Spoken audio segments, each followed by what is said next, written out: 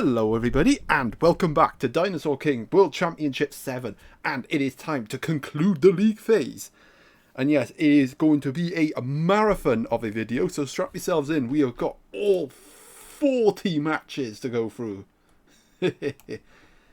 With stakes, with things at stake at both ends of the table as well. So there's no fight card because, as I said, everyone's going to be taking part in this video.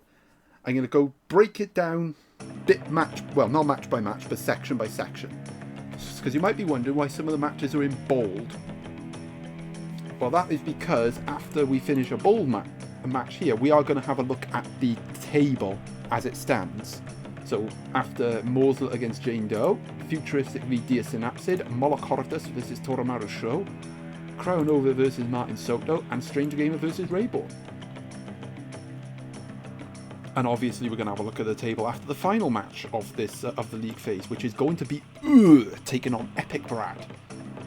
Right, so up here we basically got the meaningless matches. It's basically teams that have been eliminated, where there's basically nothing at stake, or very little at stake.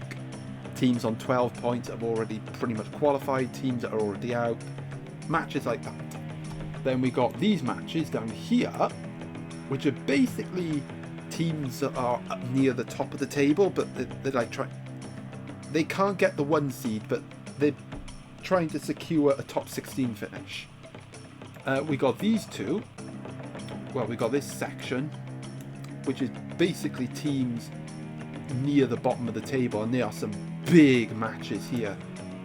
So this section is teams that are both outside the top 48. So these are essentially knockout matches, as are these two as well to an extent. And then we got some more matches here involving teams that are trying to break into that top 48 and trying to qualify. We have hybrid matches here, which is teams that are trying to get into the top 16 and teams that are trying to survive. So that's going to be fun. And then down here we'll conclude the league phase with the fight for the 1 seed, which will consist of 5 teams: Maastricht, Gladiator, Bahamut, Shazzy, Lad, and only one of them will get the 1 seed. Who will get it? Well, you're going to find out in about 3 hours, because that's how long this video is going to be. So yeah, we're not going to dilly-dally, we're going to get on with it, we're going to churn through these matches. Let's hope for some belters. Right then, in the red corner for Gazmaniac, we have got Torvosaurus. No, before you ask, I'm not going to do this in whole marathon. I'm probably going to do it in sections, like I always have done. I don't think my voice can handle 3 hours of recording. Well, it'd be longer than 3 hours because obviously setting these matches up. But anyway, yeah, Gazmaniac already out the tournament. They can't qualify. They're just looking to finish on a high. Right, in the blue corner for the champions team, we have got Parasaurolophus. Now, you may be wondering why the champions team is in the first match.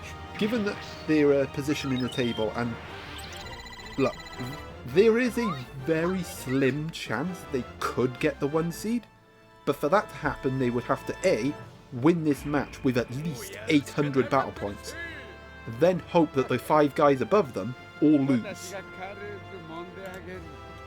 And they would also have to hope that gets like 100 points in said defeat. So yeah, it's a very unlikely scenario. But they could get the 2 seed if they win this match. And if they get a losing bonus point out of this match, at the very least they will secure a top 16 finish. Oh, and at the minute it's going to be another hit from the champions team. Actually, no, it's their first hit. Pay attention. It's going to be a metal wing followed by a light recovery.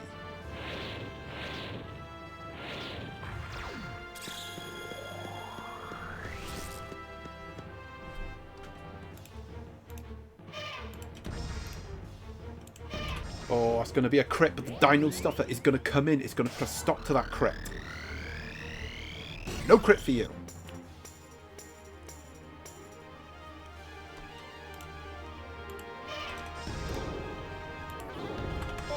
Okay, that's going to be another hit from the Parasaurolophus.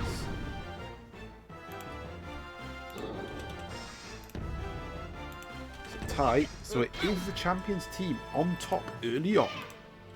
And Gazmaniac struggling to get a hit, and that is going to be a crit. That's going to activate the defense burst as well, which is going to really complicate things for Gazmaniac. Even more so now, because coming up next for Gazmaniac, we have got Armatus. And looking at this matchup at the minute, I think that 800-point win is on for the Champions team, which is not what I want. Honestly, if the Champions team gets the 1 seed, given everything I've just mentioned earlier, I am going to be livid. In fact, so livid I might just kick them out.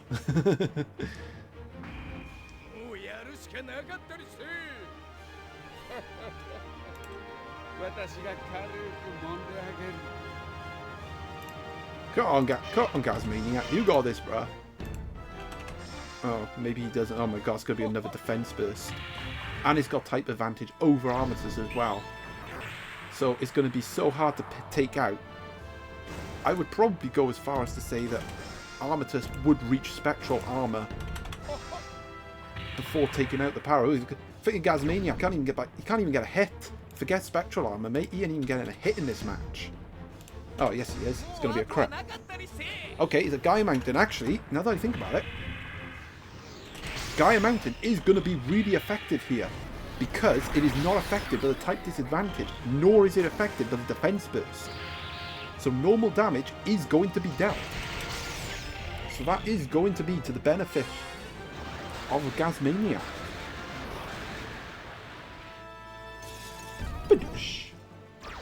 And yeah, respectable hit there from Gazmaniac.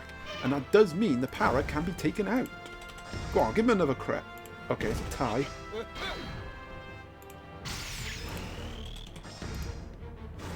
Another tie. That does take out the Para, but it also guarantees the Champions team a top 16 finish, should they still lose this match. But at the minute, losing doesn't look very likely. Right, up next for the Champions team, we got the Rugops.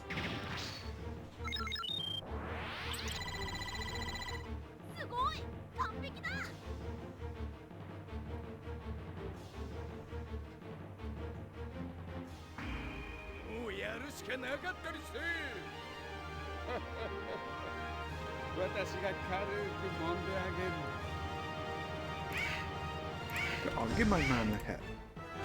Okay, he's going to get a crit, which is very good for me, because that basically is going to end any chance the Champions team has of getting an 800-point win, which basically means they're not getting the 1 seed.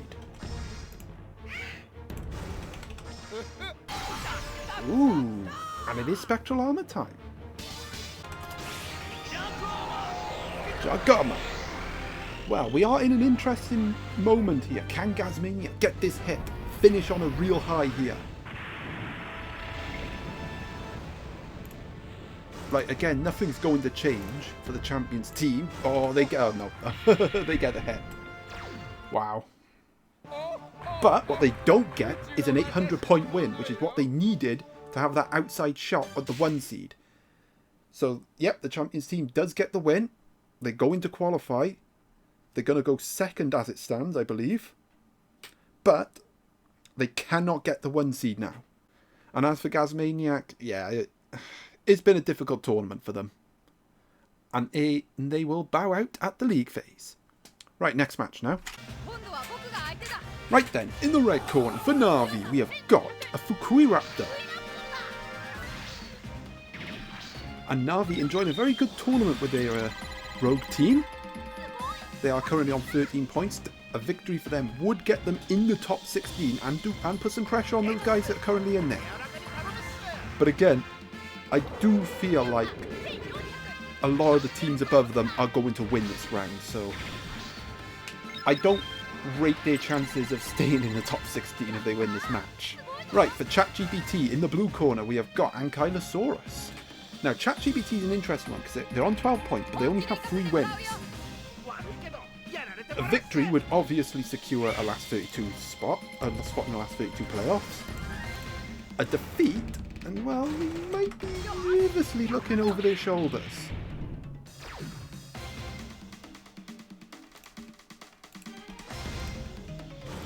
Oh, that's That's going to be a dive-in press from the Ankylosaurus. The counter-type effect is going to activate.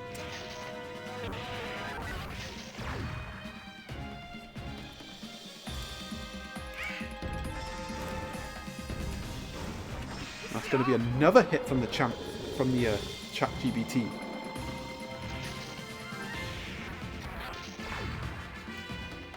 Well, okay, I need to investigate these AI teams.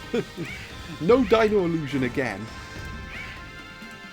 Alright, it's a tie. Which is like the one time that it has happened in this entire tournament for Navi. Is this match where he doesn't get a Dino Illusion trigger. And because of it, Ankylosaurus is going to take down the Fukui Raptor and give ChatGPT the lead. They ain't going to win yet. Right, up next for Navi, we have got Abelisaurus.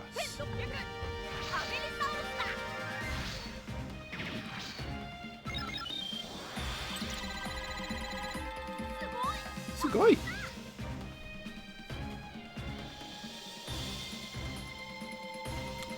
No, a defeat for Navi... No, I think Navi got a decent amount of battle points, so I think even if they lose this match, they're still going to qualify. They'll just have to wait for other matches to take place until that is official.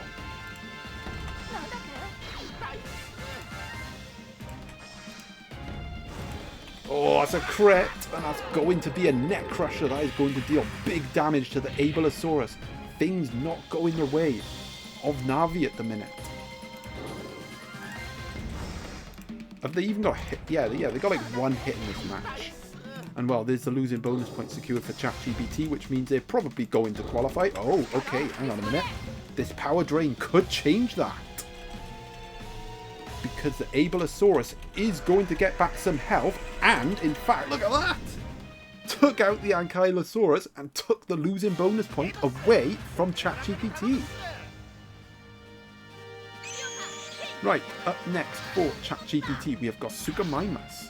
Can Suchomimus finish off the job and get them this win, which will qualify them into the last 32 playoffs?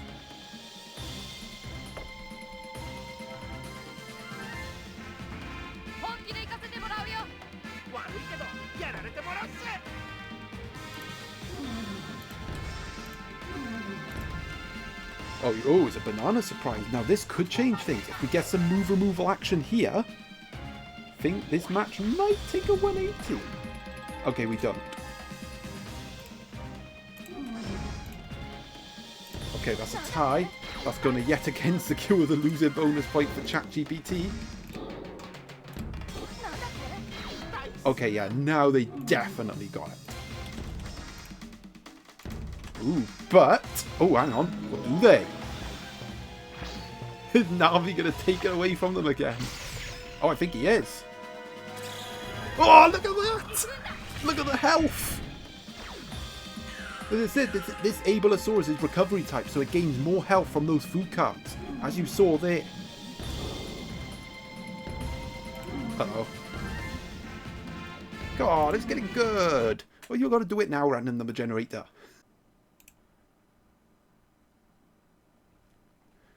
Well, and after all that, it is going to be another hit from Navi. And my sound has gone for some reason. But, sound or not, that is going to be a victory for Navi, and to add insult to injury for ChatGPT, they don't get the losing bonus point either.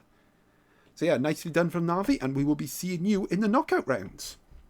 And ChatGPT will just have to wait and see if they've done enough to qualify. Right, next match now. Dinosaur. Right, in the red corner for Carnotaurus Man, we have got Ace.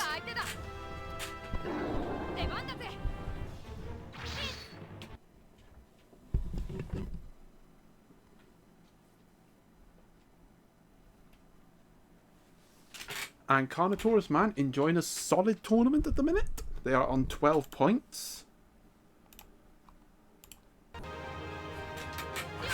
Right, in the blue corner for Herbert Ludwig, we have got Iguanodon. And yeah, unfortunately for Herbert Ludwig, they did get the eliminated in the previous round. So they're playing for a bit of pride. See if they can finish on a high. Victory for Carnotaurus Man will put them to 15 points, which would be enough for them to qualify from the league phase. It won't be enough to get into the top 16, but like I said, it will be enough to get them into the playoffs. I mean, they're pretty much home and host already, so we'll just see how this match plays out. And yeah, with the type advantage Ace got here, this is not going to be an easy matchup for Herbert Ludwig. Okay, yeah, there is a hit, but yeah, look at that. Minimal damage, and fucking Dino Illusion gets triggered as well, just to add insult to injury. 2, okay. Well, again, Dino Illusion's going to stop that crit.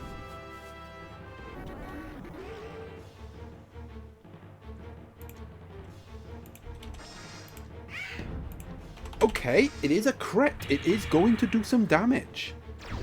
But yeah, even with an Iguanodon, with all the powers in the crit, very little damage done.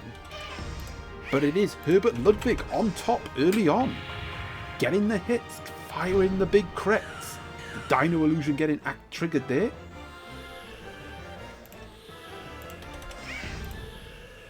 Okay, that's a tie this time. And that's another tie. But remember, Ace is tie defense type, so ties are not really going to help Herbert Ludwig here. Instead, they're going to help Carnotaurus Man chip away at this Iguanodon.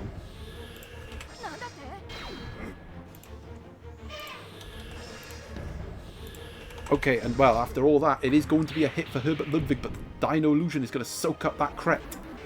Now, the worry for Herbert Ludwig here is that they are getting a lot of hits in this match. Now, normally that's a good thing, but Carnotaurus Man has only got one hit, and we're level. Eventually, he's going to get hits in this match.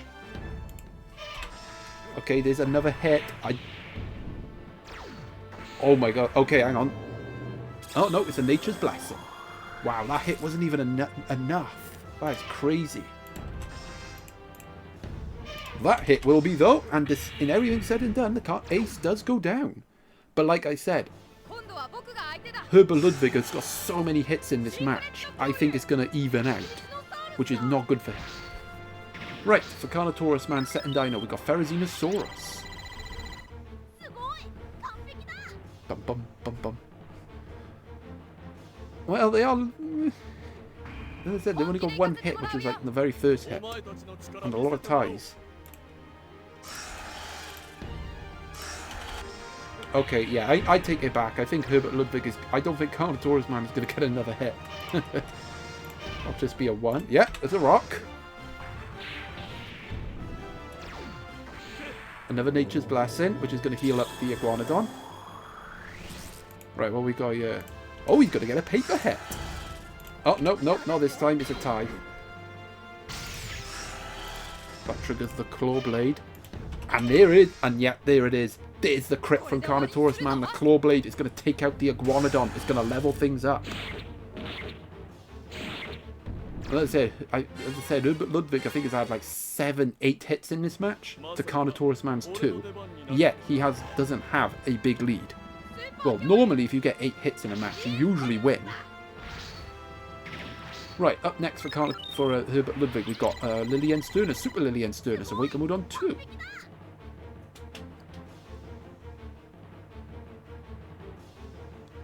We'll see how the rest of this match plays out.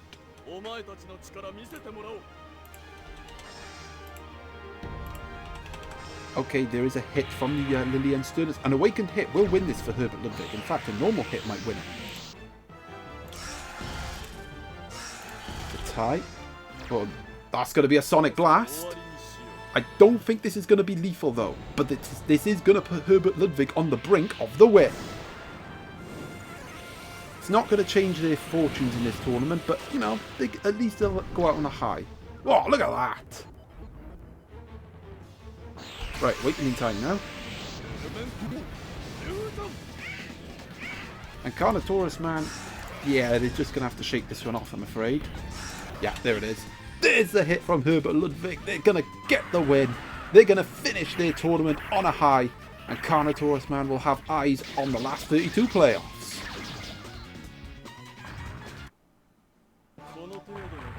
Well, nicely done from Herbert Ludwig there. Right, next match now. Right then, in the red corner for Iron Dan, we got Saurophaganax. And well, what can we say about Iron Dan? Poor start, also intense finish. It's the best way to sum up their tournament so far. And they have won the last 3 matches. Actually, no, they didn't. They didn't beat Arctic Warriors 2-0. I think the Baryonyx did have to come in. Well, they basically won their last 3-4 matches. Alright? Can they make it 5 in a row against Bellatrix? In the blue corner for Bellatrix, we've got Alpha Dilophosaurus. Now, there is something at stake here for Bellatrix. It's pride of not finishing bottom. If they lose, they are guaranteed to finish bottom. So there is something at stake for them too. Even though they're already out.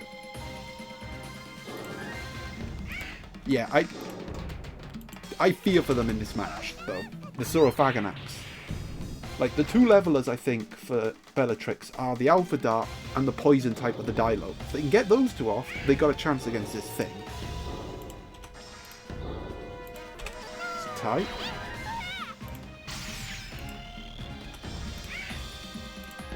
But the last thing they want is get hit by a freaking crit.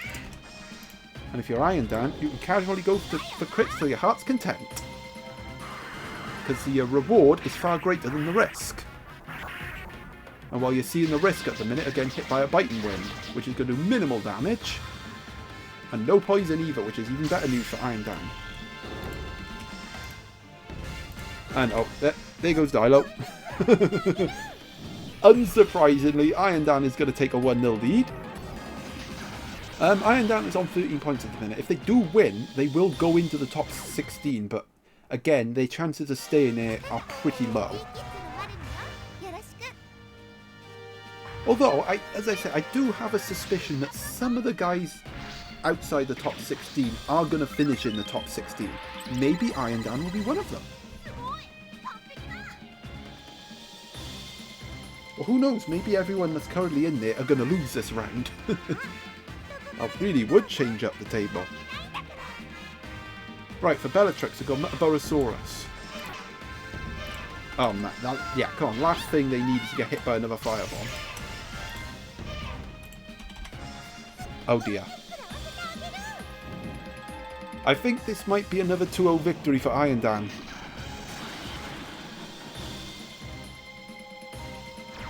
Oh, wow. That was a lot of damage. Remember when they poked me, they said after round 2, I wish my Saurophaganax would sweep like that. Well, guess what? Your freaking Saurophaganax is sweeping like that. Okay, yeah, there it is. 2-0 victory for Iron Dan. That was just very bleak for Bellatrix. And, well, I'll tell you what, they'll get a nice clump of points. Iron Dan won't get too many points in that victory, but they do get the victory, which takes them to 16 points and assures them qualification from the league phase. So now they can sit back, relax, and enjoy the rest of this video. As for Bellatrix, yeah, difficult debut for them. At least they got a win in this tournament, and yeah, unfortunately they are going to finish bottom, which sucks, but... Right, next match now. Right then, in the red corner for Blood Moon, we have got Lexovisaurus. Blood Moon currently on 12 points. So they're in a healthy position to qualify. I mean, they're going to qualify. They've got a heap amount of points as well.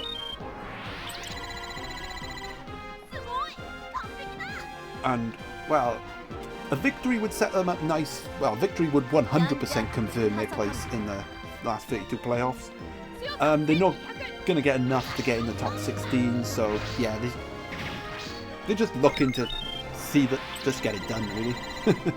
Right. For Lunasa Prism River, in the blue corner, we've got Aculosaurus, and I'm going to miss this team. You know, it's always nice to see people put, like, different, crazy, like, movesets on their dinosaurs. It's awesome. But, yeah, Lunasa Prism River is already out. They're just fighting for a bit of pride. See if they can go out on a high.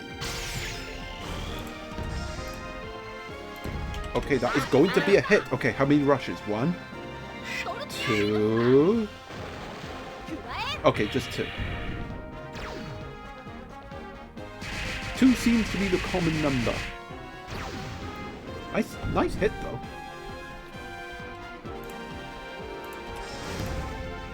Okay, it's a tie.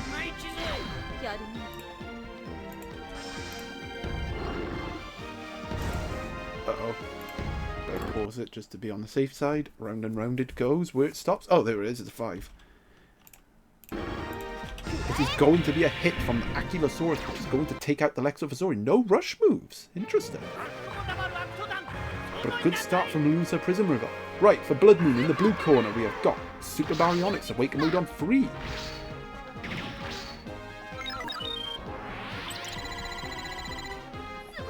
Well, we've seen this Baryonyx basically win matches on its own for Blood Moon. Can it do it again?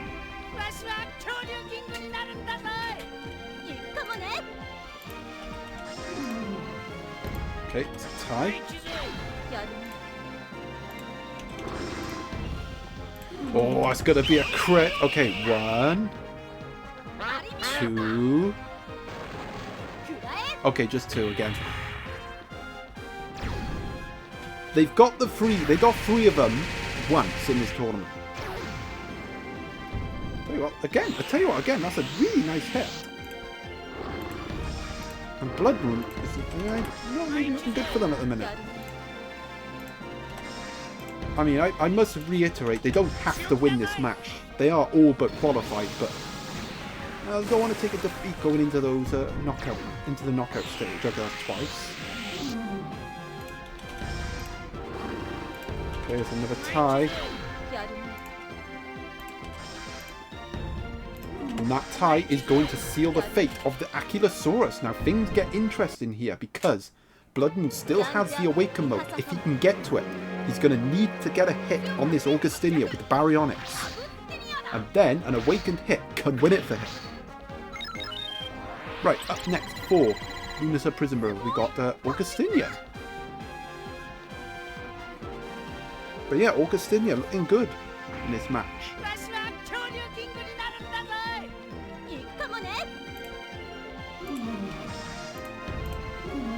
Oh, he's going to get it. That hit is going to give Blood Moon the chance and an Awakened hit on the Augustinia to win the match. Well, he's all or nothing now for Blood Moon. Elemental, Fusion.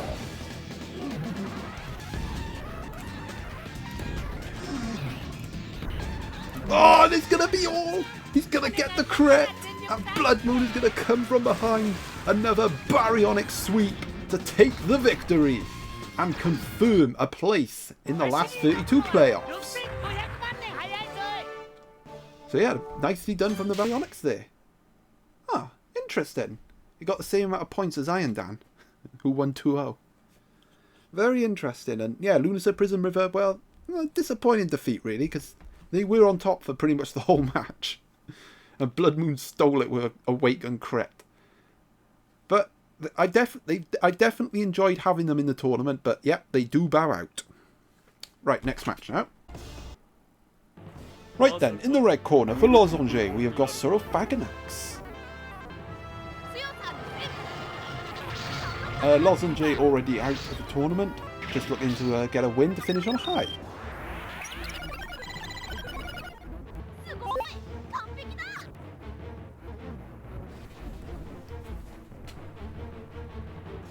Okie dokie, in the blue corner for Power 214 we got the Lillian Sternus. And this could be a tricky matchup for them.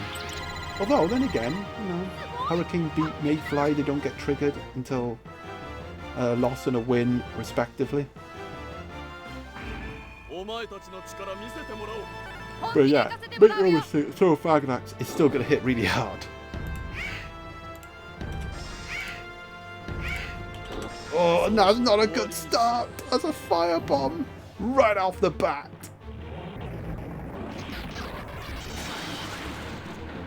Oh dear.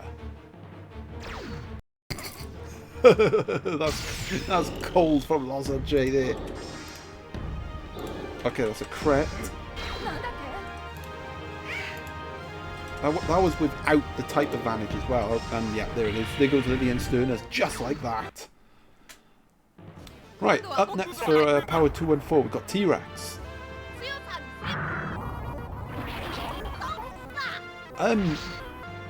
Yeah, I don't know. Power 214 is in no danger of being knocked out. They got a really high amount of battle points. And they're on 12 points. And if they get anything out of this match, they're going to go on 13 points and they're almost certainly through. And a win, and they're 100% through. And maybe they could push up the table. I think they'll just miss out. If I'm honest, though, on the top 16.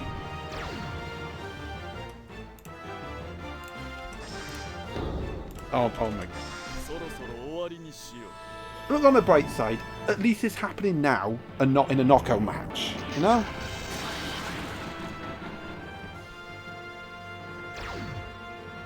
Like, this is the best time for this kind of matchup to happen, Power 2 and 4, okay?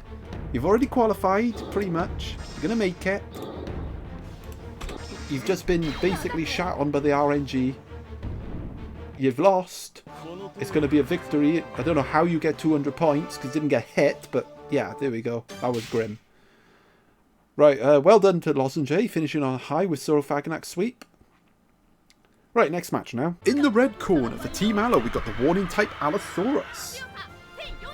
Team Allo currently on 12 points. They're having a much stronger finish to the league phase than they started it. I will say Team Allo is one of those ones on 12 points that don't have as many battle points. So, look, I think they're still going to make it. Don't get me wrong. But, you know, they would like a couple more battle points. Or maybe another win just to make it a bit more comfortable. Right, in the blue corner for Ibuki Suyuka. I can never say that last name right. Right, we got Zuniceratops, Lucky 7 type, so you know. Again, Ibuki, similar to Team Allo, they are on 12 points. Right, okay, so that's Rock. Oh, he's going to get the warning shot. So basically, a win for either of these two will guarantee that place in the last 32 playoffs. Oh, this time it is going to be Zuniceratops retaliating with a Thunder Bazooka. I think... yeah, you know, maybe this will work out for everybody here. Alright, third warning hit, so it's going to be Rock. And that is going to be another hit, but the Dino Illusion is going to put a stop to it. Maybe things will work out for everybody here. Like, one team will win, and then the other team will get like a losing bonus point, which basically gets them to 13 points and basically secures a last 32 playoff spot. Oh, here we go, Plasma Anchor. No, it's going to be a Sonic Blast. Ah, I was expecting the Plasma Anchor there, but nope. Team Allo pulling some fishy shit out of the frying pan. Badoosh. It's going to make the Zuniceratops more vulnerable to the crit of the Allosaurus, but again, I don't think that's going to... well, it's not going to matter. Well, I tell you what, Ibuki's still not going down yet. The Zuniceratops is still putting up a fight, and that's a really good hit, but the Dino Illusion yet again getting triggered. That's going to really complicate things for Ibuki there. And it does give Team Allo the edge. Hang on, I better pause it. And I'll pause it early so I can hit the button on 7. Oh, and after all that, it's going to be a tie. Okay, no Plasma Anchor or Sonic Blast, but ties are what Ibuki wants here. Because that will take out the Allosaurus. Oh, actually, I'll take both out. Oh, really? The Allosaurus had to survive? Okay, don't worry. I got a solution now, so don't worry. And I have Masteration to thank for the solution. So, since the Allosaurus does have the Dino Illusion in play, I'm going to have to give Ibuki 2 free hits just to get rid of it. What I won't do is, because this is Super Triceratops, is count. I'll wait an extra turn to activate the Awaken mode. So instead of being Awaken mode on 3, which is what this chomp is, I'll do it on 4. I think that would be a fair way to do it. So bear with me.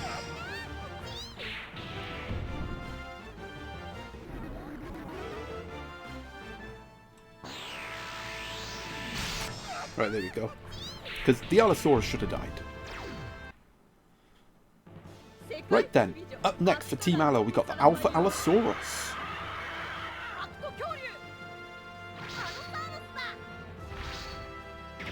And yeah, Alpha Allosaurus.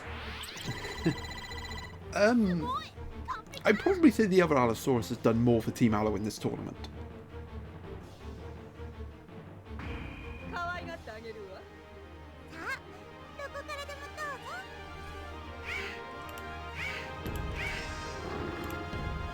Okay, it's a tie.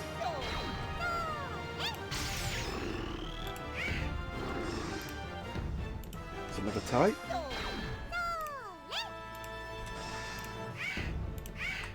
Oh, we've got a lot of ties at the minute. Okay, there we go. It is going to be the Alpha Allosaurus blinking first. It's going to be a Gatling Spark.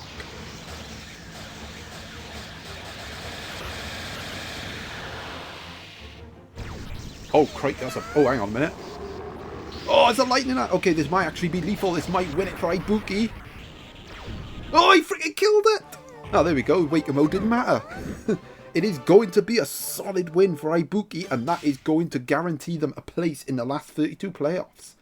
As for Team Allo, they do get points, but I think they'll still make it, but we'll have to wait till the end of this round to confirm it.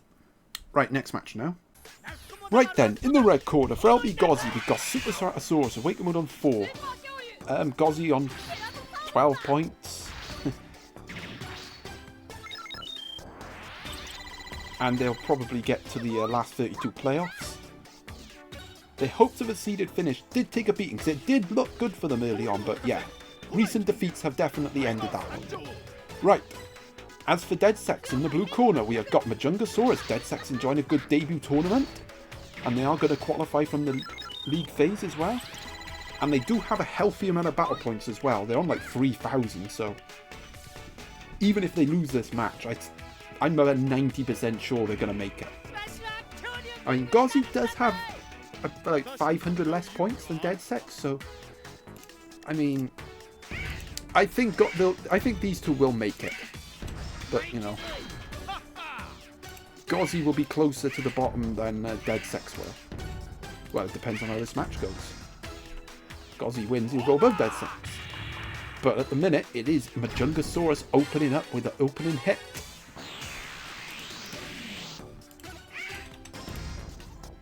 Okay, that's a tie.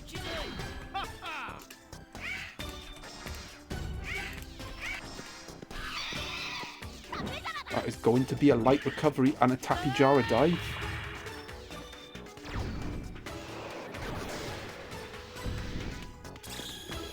Okay, yeah, that was a big hit from Gozzy. Okay, that's twice, isn't it? Yeah, twice. Don't lose count, whatever you do. Ooh, that's going to be a nice hit from the Majungasaurus. It is counter type as well, so this is going to do extra damage. The attack boost is going to come in. That's a nice hit there from Dead Sex. Attack boost is going to max up now.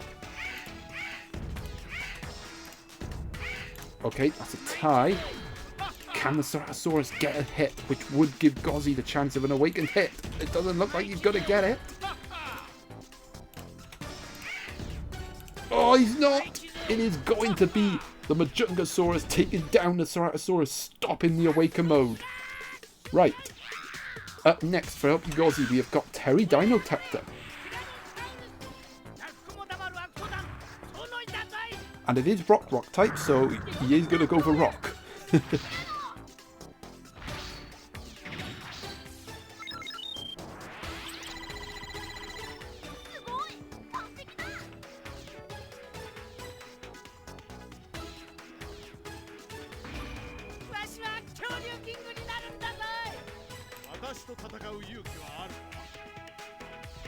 Right, rock. Oh, but it is Majungasaurus getting a cheap shot. That's a nice hit as well. Okay, that's another tie. But tie attack is going to help Terry there. That's another tie. Tie is going to finish off the Majungasaurus, but Terry did take quite a bit of damage there, so Dead Sex definitely has the upper hand. Right then, up next for Dead Sex, we have got Super T-Rex, Awaken Mode on 2. Well, an awakened hit will win this match for Dead Sex. And Gozzy's job is to make sure that doesn't happen. Oh dear, that's a big lag.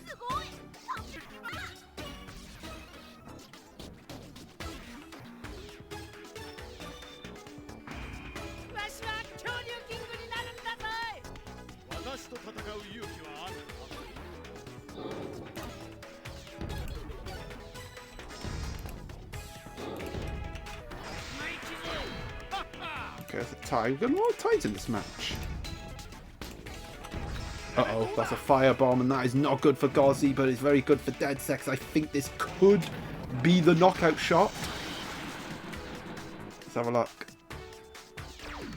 Oh, it's not! And Terry does survive, but is on the brink.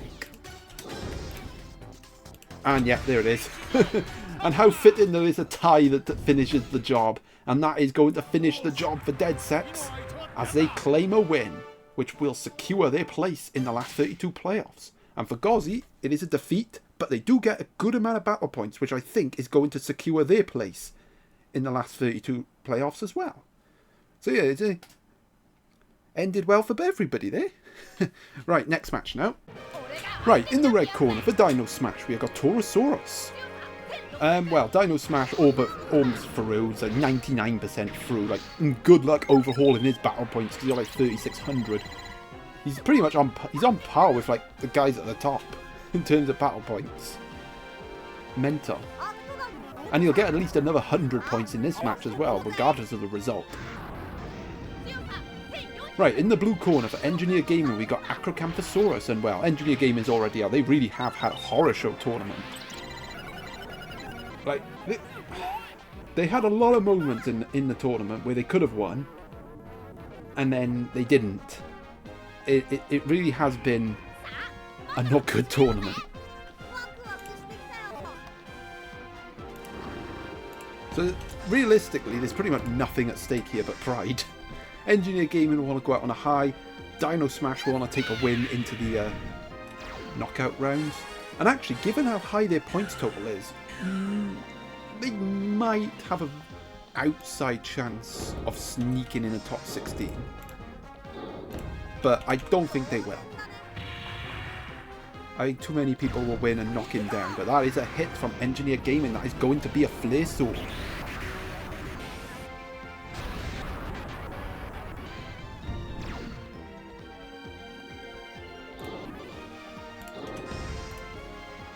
Oh, that's going to be a lightning strike.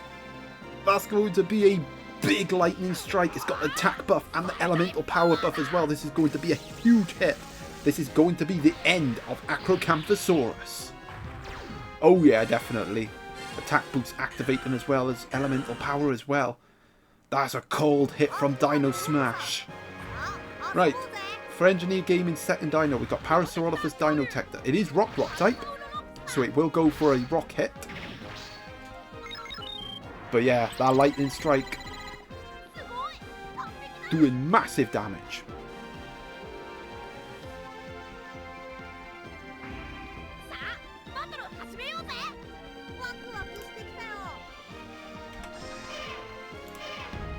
Okay, it's a tie. Well, at least he'll be protected from the lightning strike there. Can't afford to get hit by one of them again. Oh, he's going to get hit by a lightning strike! Lightning does indeed strike twice! Oh my god, this is lethal. Oh, I freaking killed it! Well, that was quick. And that's another 700 points for Dino Smash. And for Engineer Gaming, well, they really did get smashed. They lost to Lightning Strike, pure and simple. Although Dino Smash got to save some of that for the knockout rounds.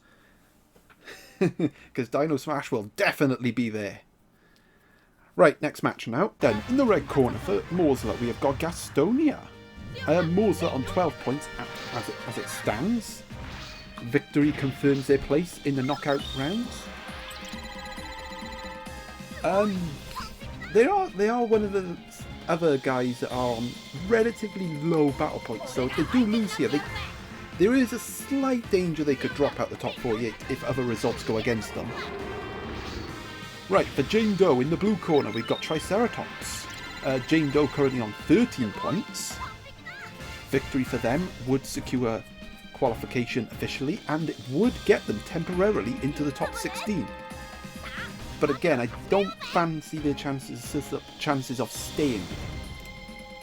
And in fact, looking at this is a difficult matchup for them as well, because Gastonia is going to have type advantage over that Triceratops. Suchomimus is going to have type advantage over Terry. It is a difficult match here for Jane Doe. Okay, that is going to be a counter blitz coming from the Triceratops. They may have to feed off scraps just to get past this Gastonia. But yeah, counter blitz will definitely... Oh my god, the freaking Crystal Crusher got triggered after the counter blitz. That's cold from Morslet. Oh, that's a crit. They don't need no Crystal Crusher. Well, at the minute, Jane Doe is lucky that that crit's not Quake Saber. Otherwise, this Triceratops would be down already. Well, it's going to go down. And as I suspected, Gastonia putting Morslet in the lead. Right, up next for Jane Doe, we have got Terry Dinotector. Now, the leveler here for Jane Doe is that he does have Dinotector. That can definitely help them. But I suspect an Ultimate Fire on a full HP Suchomimus is not going to be lethal. But I think we'll probably see Suchomimus before we see Dinotector. But at the minute, Jane Doe has not managed to secure a hit, except for the counter blitz. It has been all Morslet at the minute. Okay, there we go. As I say that, Jane Doe gets their first hit. It's a Firebomb.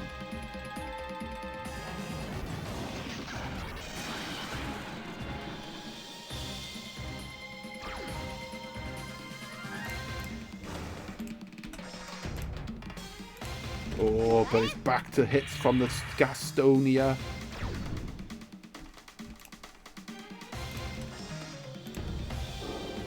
Oh, that's a crit. That's not good for Jane Doe. But this is looking very promising for Morslet. Oh, that crit's going to do it. That crit's going to do it. It's going to be a 2-0 victory for Morslet. And that victory will definitely assure them a place in the last 32 playoffs.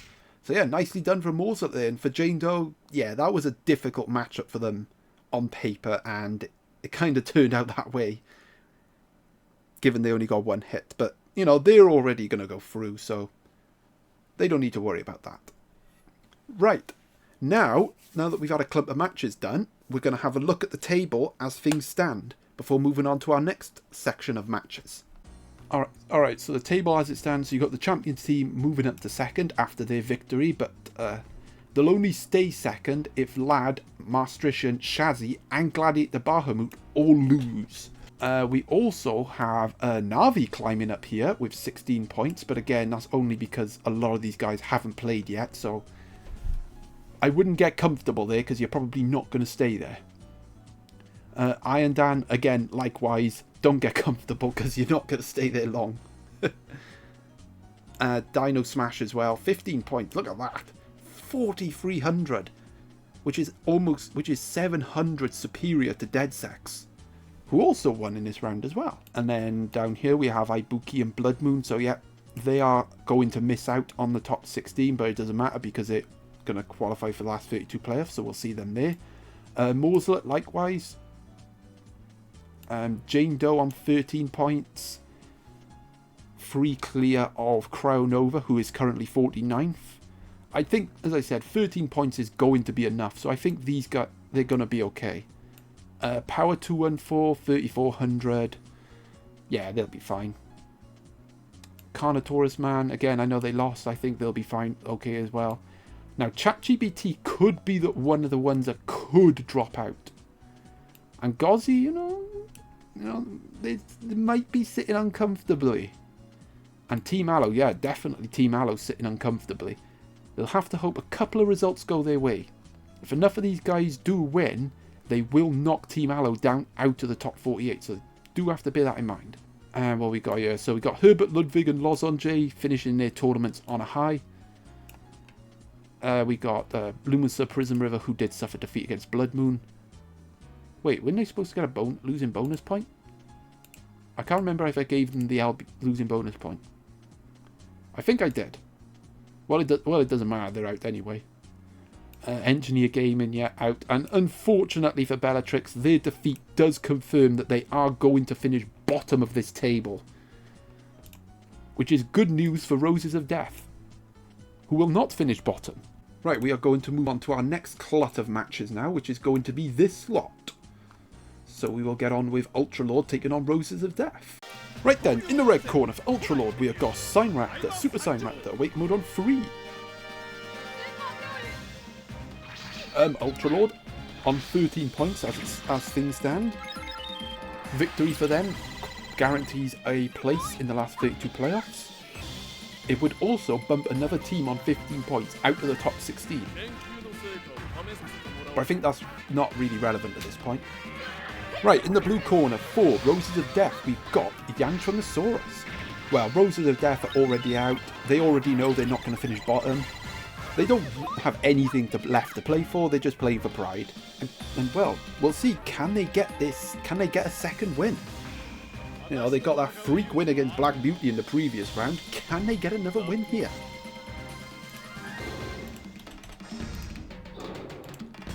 Oh, they are going to open with a hit. The Dinosaur has type advantage as well over the Sign Raptor.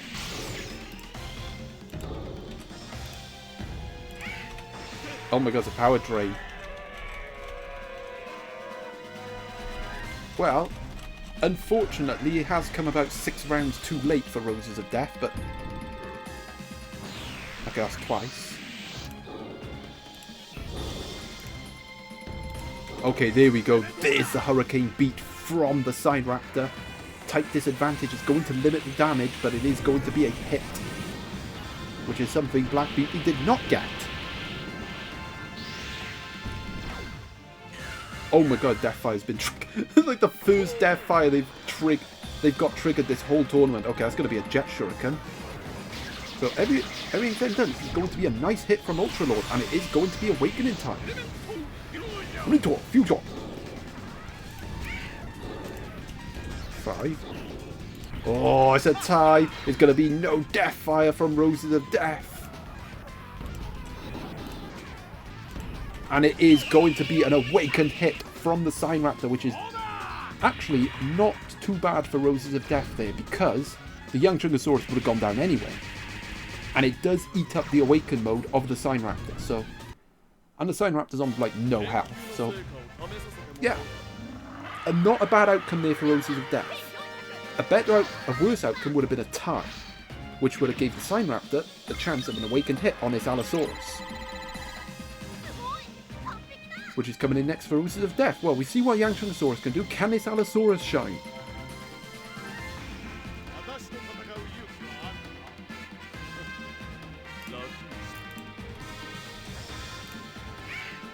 Okay, that's a tie.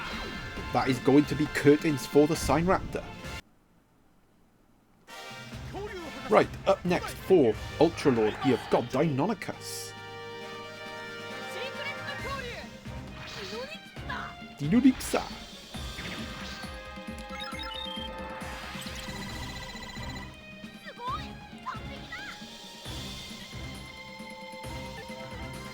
I tell you what, this has been a pretty good match so far.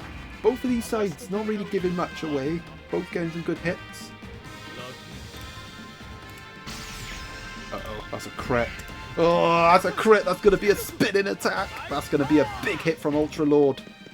They've been back and forth, but is this the turning point of the match?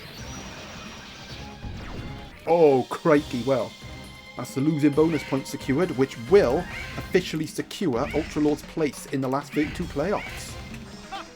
Can Roses of Death dig deep here and get this second win?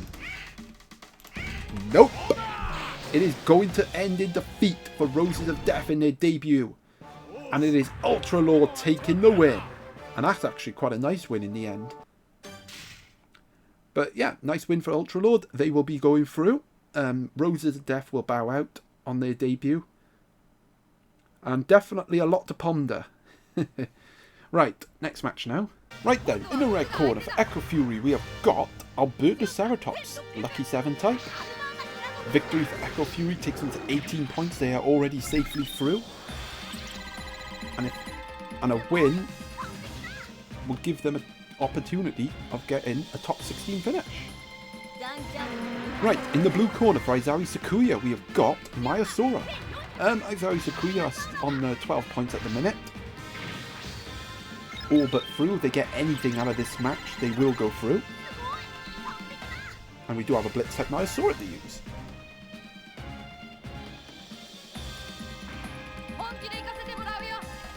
Right, here we go. We're going to hit rock early, and now we've got to wait 3 seconds for a tie. Right, crit number 2. Oh, there's going to be a crit from the Echo Fury. Well, that's not good for Aizawa Sakuya. Okay, so it's going for another crit. Oh, I won't get that one though. That's going to be a big foot assault.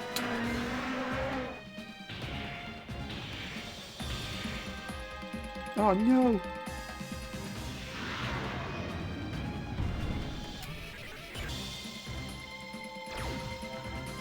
Not a big hit though. Myosaurus power is pretty much all in the crit.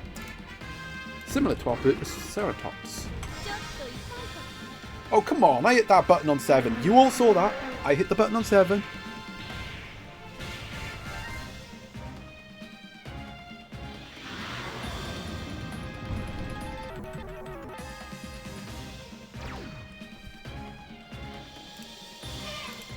Alright, that's a 6. Okay, that's going to be a tie.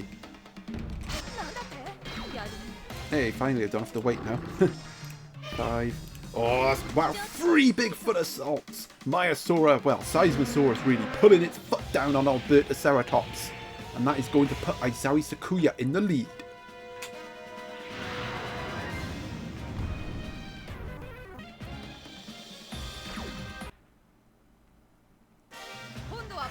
Right then, up next for Echo Fury, we've got a Baryonyx.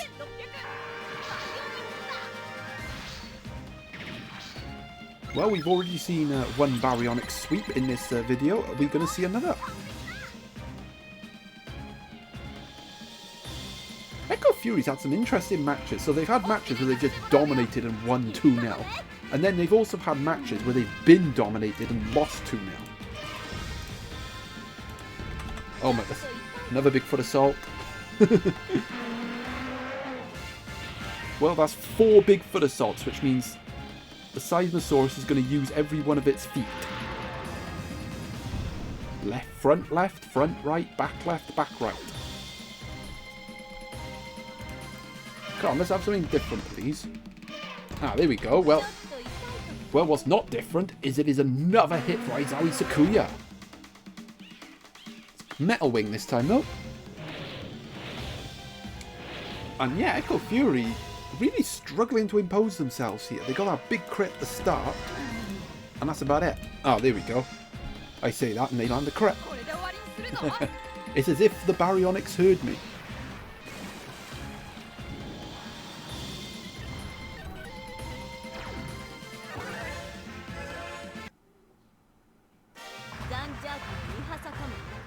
Right, up next for Aizawa Sakuya, we have got Armatus.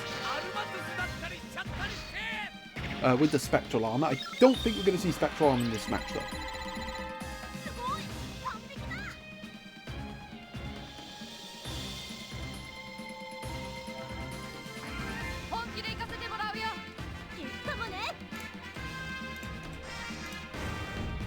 Okay, there's a tie. And that tie is in fact going to secure the losing bonus point for Aizawa Sakuya. And this hit might secure the win for them. Oh, maybe not. Wait, what? Why was that such a weak hit? I mean, I get Baryonyx's defense type. It can't be that resilient, surely. Okay, well, they ain't going to survive this hit. That is going to be the win for Echo Fury. And oh my god, 830. That's a huge win for Aizawa Sakuya, not Echo Fury. And Echo Fury will not get in the top 16, as that defeat will end that chance. But they're still going to be in the last 32 playoffs. And they will be joined by Aizawa Sakuya. So, yeah, nicely done from them. Right, next match now. Right, in the red corner for Shin Dominus, we have got Tajongosaurus. Shin Dominus currently on 13 points. A victory for them could get them in the top 16 temporarily. And I mean temporarily.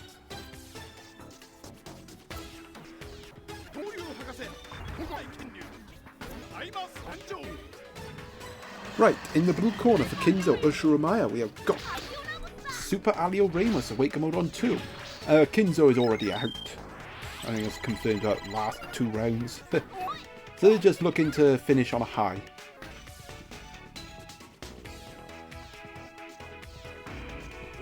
Bam.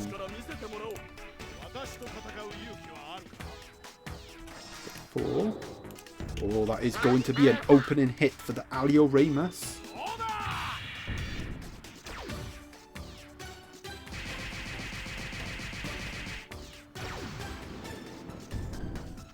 Just one.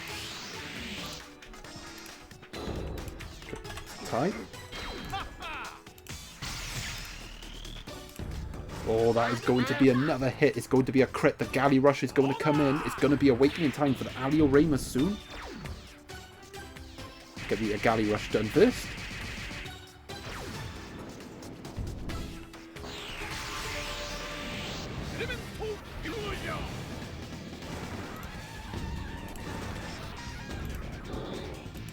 Oh, okay, well, the tie would have been better there for Kinzo, but they are going to get the awakened hit.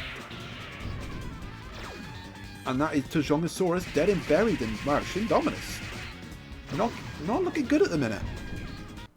This happened to them against Aaron Plays. They didn't get a hit, and they haven't got a hit in this match either. Of course, there's still plenty of time left, so I suspect they'll get a hit soon. Right, up next for Shindominus, we have got Eocarcharia with the Omega Armor. Maybe this will be the matchup we see Omega Armor for the first time. We haven't seen it once this whole tournament.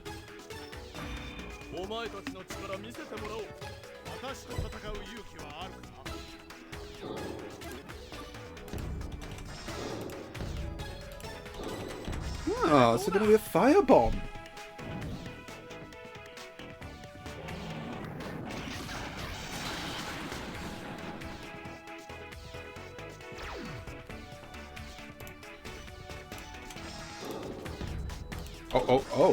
Okay. That's another hit. It's going to be a volcano burst.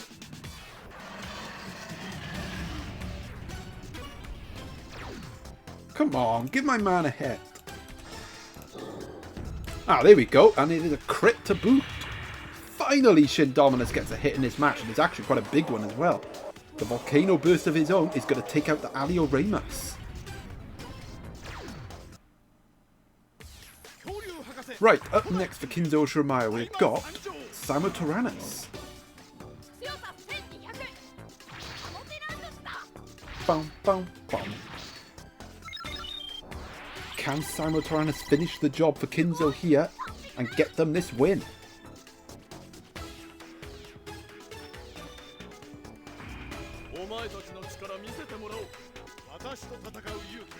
There's a 3. Okay, that's a tie. Simultaneous is charge type, but the Eocarcharia is tie recovery type, and it has the heat eruption. Oh, but there's no heat eruption going to save him from this. That's going to be a crit from the Siamese Tyrant, and that is going to be curtains for Eocarcharia. And Kinzo Shiromaya is indeed going to finish on a win. And a nice win to boot as well, 847 points. So nicely done from Kinzo, and Shindominus, well, unfortunately they will not get a top 16 finish, but they will qualify from the league phase nonetheless. Right, next match now. Right then, in the red corner for Shy Guy, we've got the Irritator. Shy Guy having a very strong tournament at the minute. Victory here would secure a top 16 finish. I think they're going to get top 16 regardless, but a victory would make it official. And it would in fact put them up to 3rd. Right, in the blue corner for Septile Knight, we have got Chomp. It's rock type, so he's going to start with... Oh no, he's paper type. He's going to start with paper.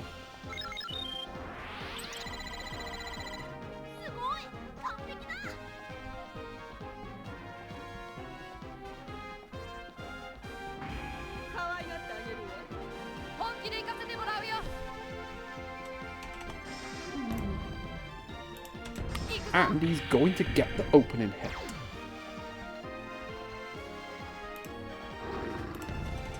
Paper. Oh, but Irritator getting a hit, getting the tie bombs going. Yeah, victory for Septile Knight would guarantee qualification. they actually wouldn't have enough. They don't have enough points to get in the top 16, even with an 800-point win.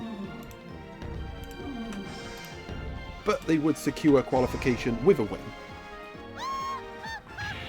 And a defeat, well, it would make things interesting. Oh my god, look at that type disadvantage. They're limited to damage. It would make things interesting because they are below. They are quite low in the table. But that is going to be a hit. The type advantage here is paying dividends for Sceptile Knight at the minute. They are in the lead. And that is going to be extended. That is going to be a tail smash. That's irritated down. And that is Sceptile Knight in the lead. This is a favourable matchup for them, I will say. Right, up next for Shy Guy, we have Styracosaurus. When we have seen Styracosaurus perform, it has performed. And it's going to have to perform here if Shy Guy wants this win.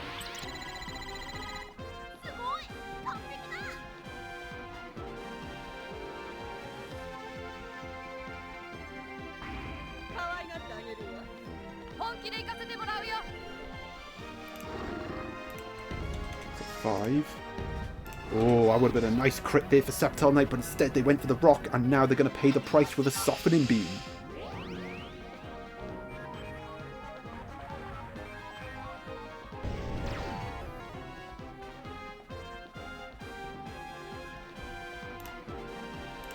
So 5. Oh, no mistakes this time. They get the crit this time. It's going to be a Thunder Bazooka. This is going to be a big hit from Chomp.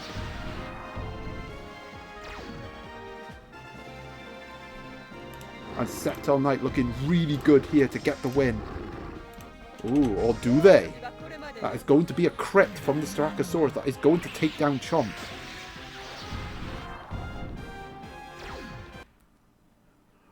Right then, Dinosaur.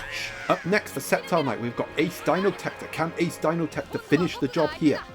Remember, a losing bonus point would take Sceptile Knight to 13 points. That would be enough for them to qualify, realistically. Well, yeah, 13 points will definitely be enough.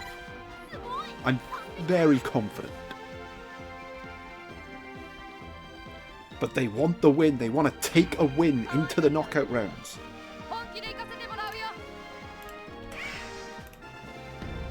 Oh, that's going to be a crit. I don't think it's going to take up the Styracosaurus.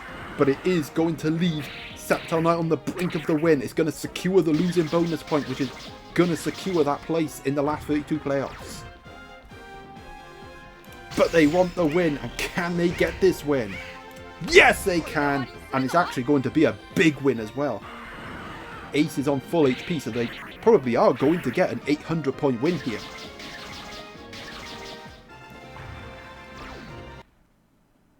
And yet, as I suspected, an 850-point win. Well, I can't say they didn't do everything they could in that match to try and sneak a top 16 spot, but even that point win is not going to be enough. Purely based on the fact that the teams around him are going to pick up more points and overtake him, regardless of whether they win, lose, or draw. But yeah, nicely done there, and a nice win to go into the knockout rounds with, and that will secure qualification for them. As for Shy Guy, that defeat does hurt their chances of high seeding, but I still think they're going to get top 16. Right, next match now. Right then, in the red corner for Dididarius, we have got Therizinosaurus. And well, Dididarius has had yet another pretty disappointing tournament showing. Going to be going out at the league phase. And they're just looking to win and finish on a high. Right, for Swift Wyvern in the blue corner, we got Ceratosaurus, and well, Swift Wyvern's had a very strong debut tournament. Victory for them, and they could go as high as 4th. And would also bolster their chances of a top 16 finish. And it would also help bolster their odds of finishing as the highest newcomer. So it's plenty to play for you for Swift. And it would be another feather in their cap if they do get the win here, despite Dididarius' poor showing in this tournament. You know, they have won tournaments before, let's not forget that.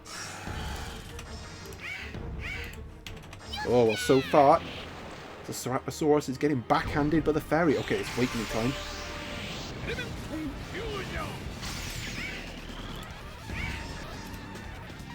Oh, he gets the awakened crit! Is a crit from Swift Wyvern, and that's going to be a huge hit now. The fairy does have a secret move triggered, so there's a slim chance that it does actually survive. Wow, I'll tell you what. I didn't think it would survive, but it did. Good on the fairy there, showing some real resilience, but unfortunately the Mayfly's going to take it out.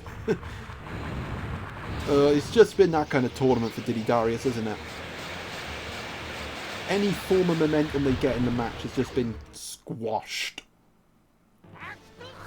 Right, up next for Didydarius, we have got Tank.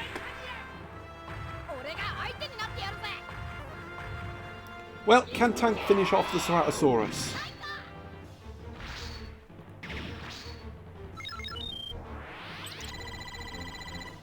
I will say though, the team that they used to win World Championship 4 was stronger than what they're using now. With the Tank Dino Tech, and obviously the Amargasaurus, which played a huge role in that tournament success. And it was funny how after World Championship 4, World Championship 5, loads of people used Amargasaurus because of the success Didydarius had with it. Right, up next for Swift Wyvern, we have got Acrocanthosaurus, Alpha Acrocanthosaurus, and this has given him a lot of success in this tournament.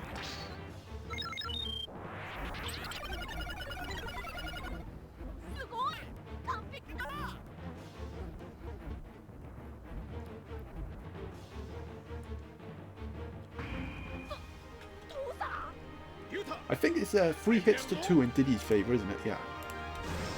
3, I hope that was 3. Okay, it was. And now it's going to be a hit from Didydarius. Tank getting a hit on the board. And Earth Barrier going to come in. That is certainly going to slow Swift down.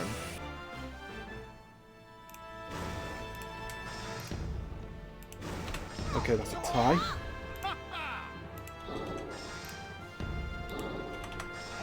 That is going to be a hit from Swift. That is going to eat up the Earth Barrier. This has been a really good contest. Both of these teams really leaving it out there at the minute, and that is going to be another hit from Swift.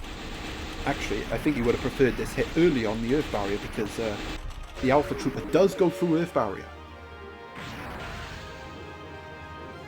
But no matter, he'll take the hit nonetheless. Oh hello, we got a Volcano Burst as well.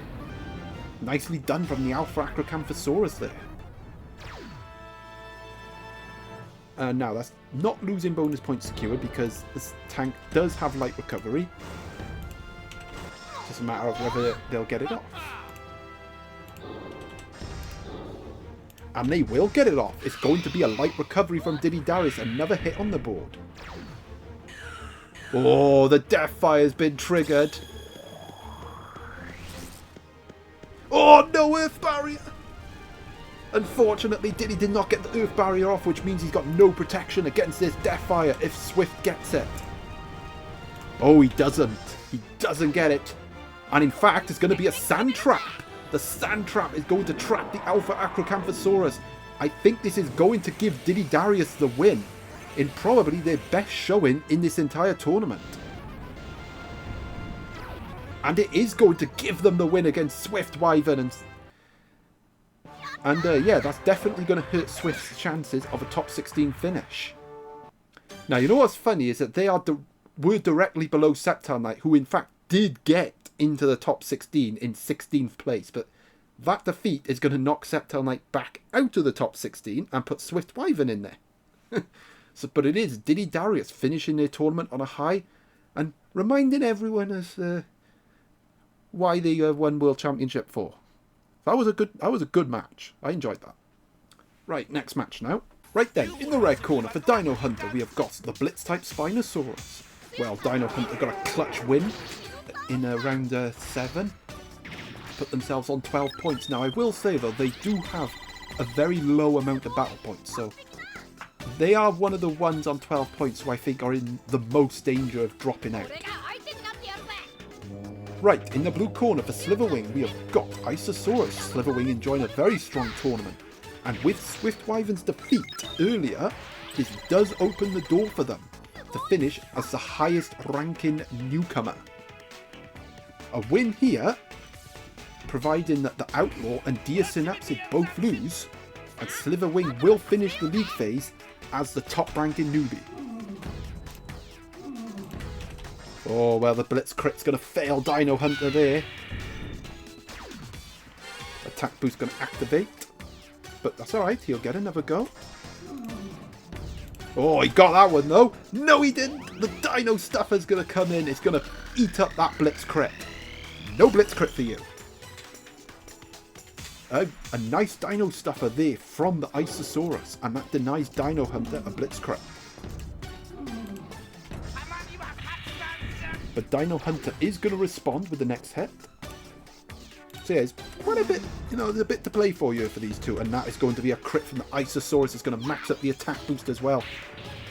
I think people really do underrate how hard Isosaurus can actually hit. I really do. Well, the Spinosaurus is finding out the hard way, and it is going down. And this is not a good start for Dino Hunter, but a very good one for Sliverwing.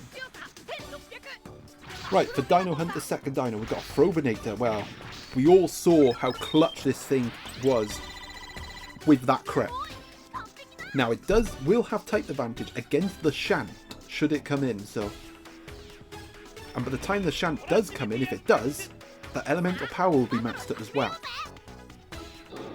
But Dino Hunter needs to get hits and needs to get them quick because his Isosaurus is looking really imperious at the minute. Oh, he went for the crit, but it's backfired, and instead it's going to be a Tragic Sphere from the Isosaurus. Oh, look at that! Sliverwing on the brink of the win. Or is he? And there's no Dino Stuffer to protect him this time. It is going to be a huge crit for Dino Hunter. A Tupaxura dive to come as well. This is going to deal a massive amount of damage. Elemental Power Buff is going to activate too. Could this be the break Dino Hunter needed to get back in this contest? Look at that! Huge crit from the Afrovinator. Right then, up next for Sliverwing, we have got the Super Shantungosaurus Awakenodon 2. Bucketing down up there. Well, is there something brewing in this match? Is history going to repeat itself?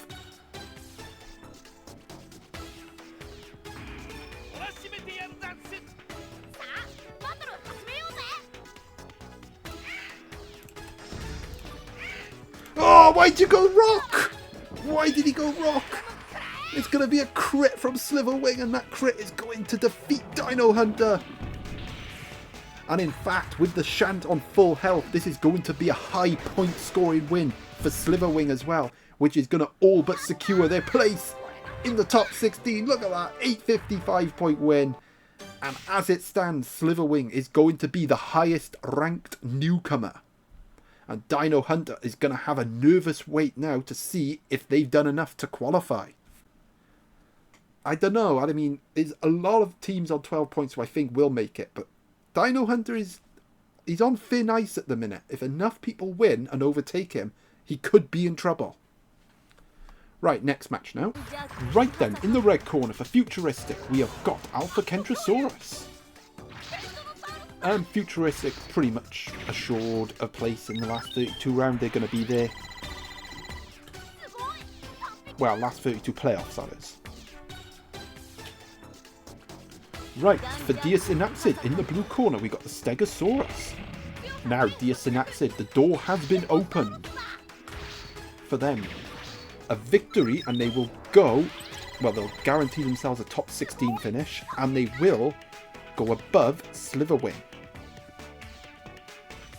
Which would mean then, all that needs to happen for Diasynapsid to get top ranking rookie is for the Outlaw to lose. So there's a lot to play for you for Diasynapsid.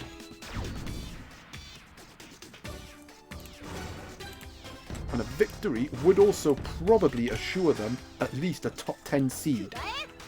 Like, they can't get the 1 seed because they're too far behind.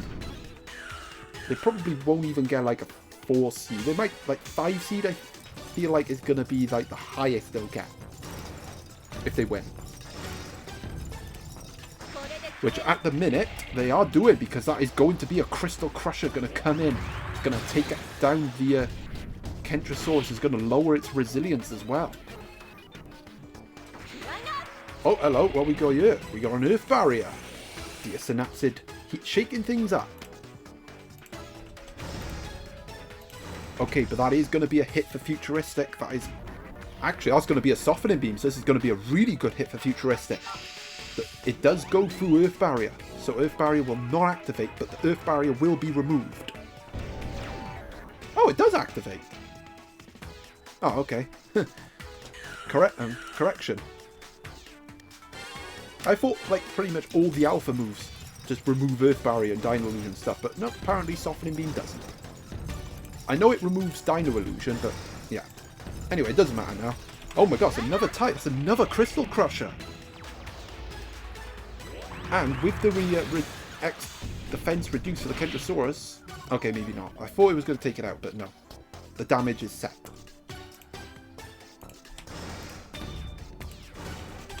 Okay, that's going to be a hit from the Kentrosaurus. No Earth Barrier to protect Steg this time. No Crystal Crusher to get triggered either. I don't think it can get triggered now. Maybe it caps out at 2. Oh, that's a crit. I mean, a bit overkill because the Kentrosaurus had like next to no health, but a crit is going to take it out.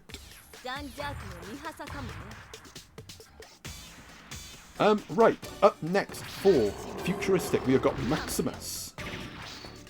Now, I do feel like there is a window of opportunity here for Deosynapsid to get a cheap shot on Maximus because of the type advantage the Stegosaurus has. So the key for Futuristic here is to get rid of this Steg, just get rid of it. So Deosynapsid cannot take advantage. Okay, that's a tie.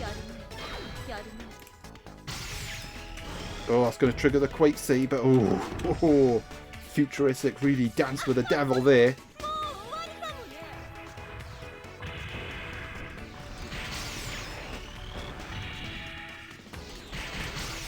Okay, that should be enough to take out the Steg, but I'll commit to make sure. There we go. And that final Thunder is going to be the final... I don't know, I had something in my head that sounded so much better than what just came out of my mouth.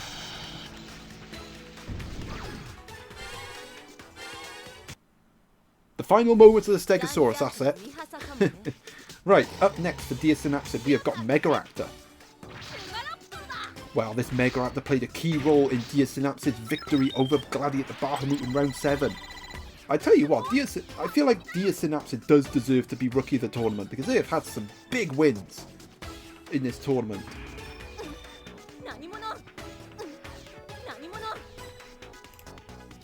And not just like wins against random people, wins against guys that have like won tournaments before and have done really well.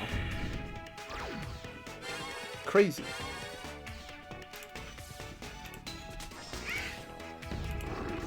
Okay, that is going to be a hit for the Megaraptor.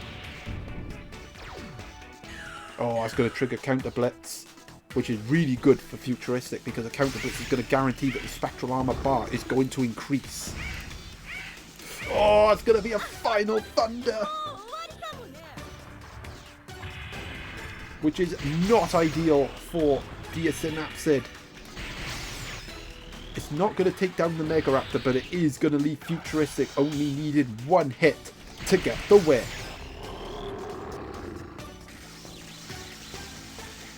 And a defeat does hurt Deosynapsid's chances of a high seeding.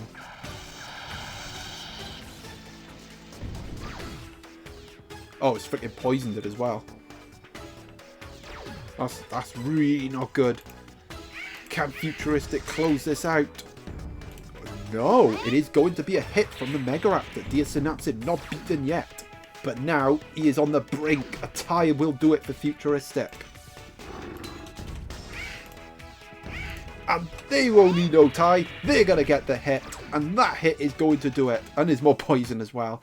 And Dinosaur is beaten and will miss the chance to overtake Sliverwing.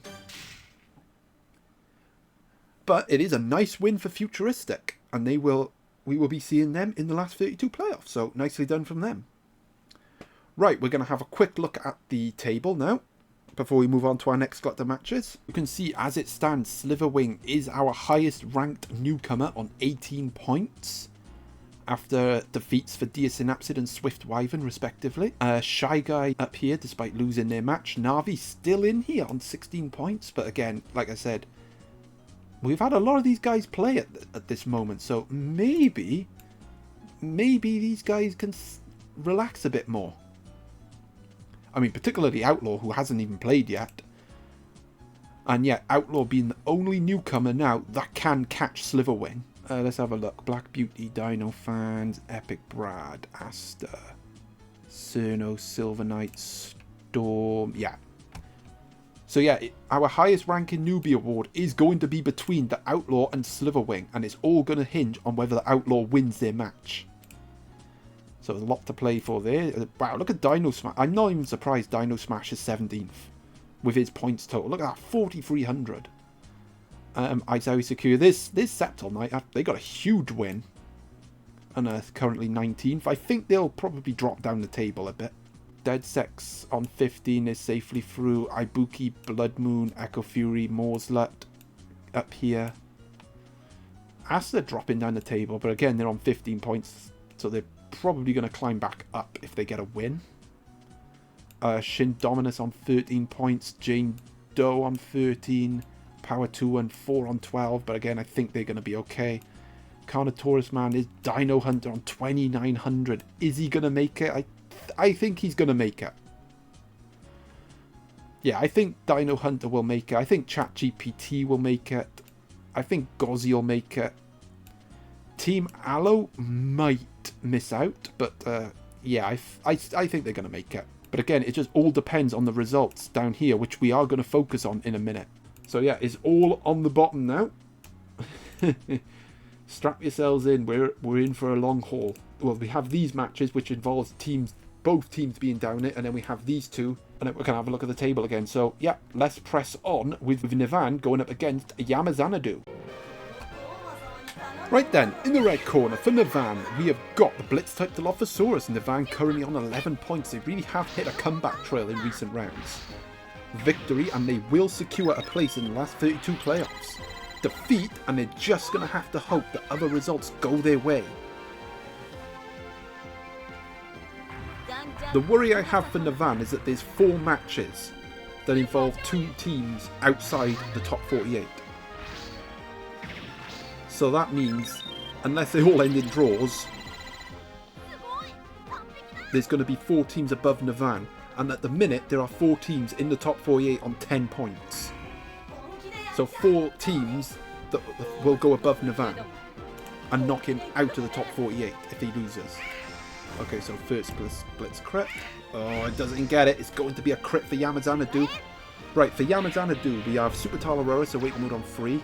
Now, I will say, even though I said Yamazanadu had a chance in round 7, yeah, they don't. They are out. They are officially out. You know, it doesn't matter what result they get here, they are going to be eliminated. It's not their fault, it's just the matchups mean that there's going to be too many teams that will finish above, that will go above them in the table, and they'll drop out to the top 48. Okay, so Nivan did fail to get the Blitz crit, but did get a Sonic Blast there. And they will get the next hit on the board, but it is awakening time for the Talaroris. Ooh, and a Crystal Crusher. Convenient timing.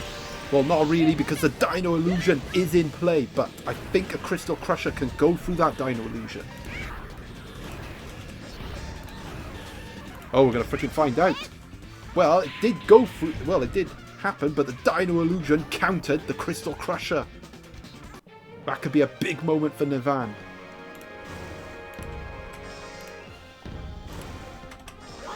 I should mention, if they do get through to the last 32 playoffs, do not sleep on this team. Because Nivan has only lost one knockout match since World Championship 5. And that's only by virtue of the fact that they didn't make it into the knockout rounds last year. But, you know, they had a run to the final. Right, for Yamazana in the blue coat second dinosaur, we got Eocarcharia with the Omega armor.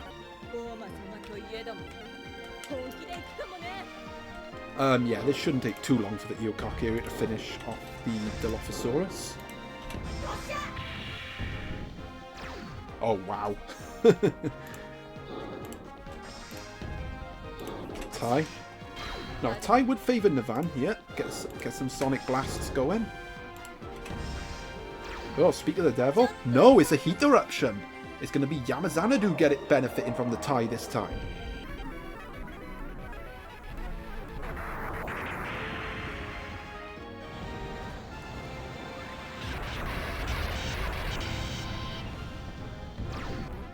And the Volcano Burst effect is going to take out the Dilophosaurus. Right, well, here you go. Here's a Titanic matchup, because up next for Navan, we have got Bronthokins. It is going to be Bronthokins going up against Eocarcharia.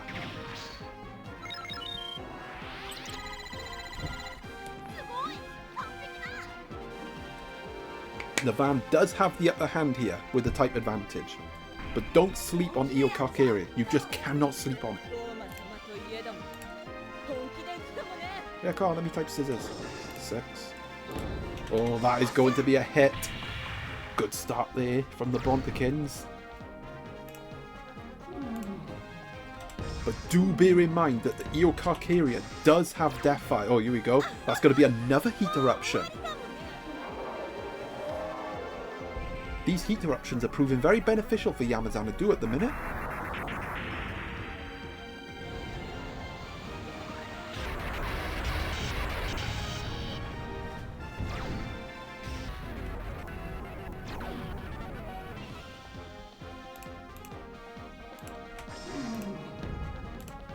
Okay, that is going to be another hit for Bronthokins, and that is going to give Navan at least the losing bonus. Oh, the Deathfire has been triggered. Okay, Navan is going to at least get a losing bonus point out of this match, which is going to put him to 12.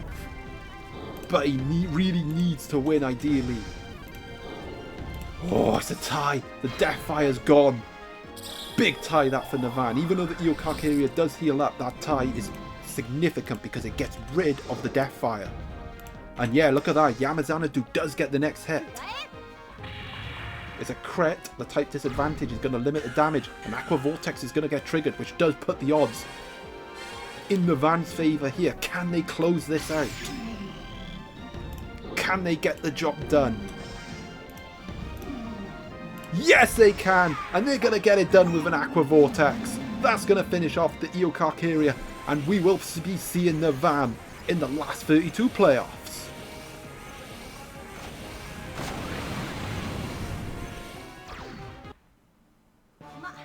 And Yamazana bows out with a defeat. But yeah, nicely done there from Navan. Right, next match now. Right then, in the red corner for Xenoslick Goku, we have got Irritator. Xenoslick Goku on 11 points, so victory for them would take them through to the last 32 playoffs. And a defeat, and I feel like it would be game over for them.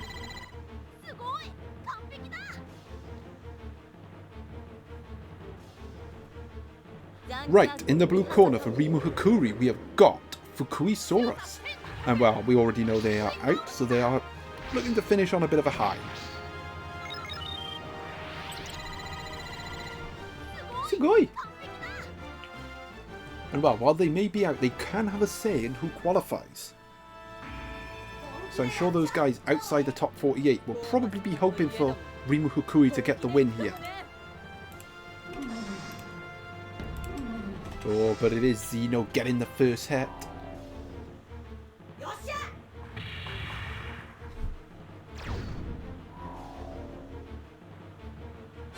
Technique boost going to activate. The tie bomb going to come in.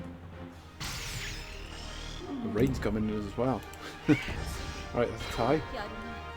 The tie bomb's going to go off. A solid start from Xeno so far. Okay, that's going to be a triple headbutt, a Rimu Hikuri special. I mean, if I'm honest, Xeno deserves to go through. He's done more than enough to go through. You know, they have fallen short in a lot of their matches where they have narrow losses and, you know, just miss out on that key hit. So they do deserve to go through. But just because you deserve to go through doesn't mean you will go through. Well, if he gets a crit, he'll go through, and he's going to get a crit. This Irritator doing the job so far for Xeno Slick Goku is going to be a Hydro Cutter that's going to take out the Fukuisaurus and put Xeno in the driving seat.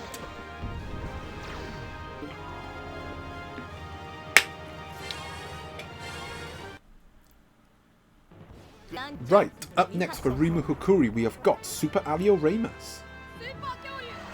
Awaken mode on 2. Yeah, this is going to be a big problem for Rimu Hukuri. He's going to have type disadvantage against that Irritator. But only when the Hydro Cutter gets triggered.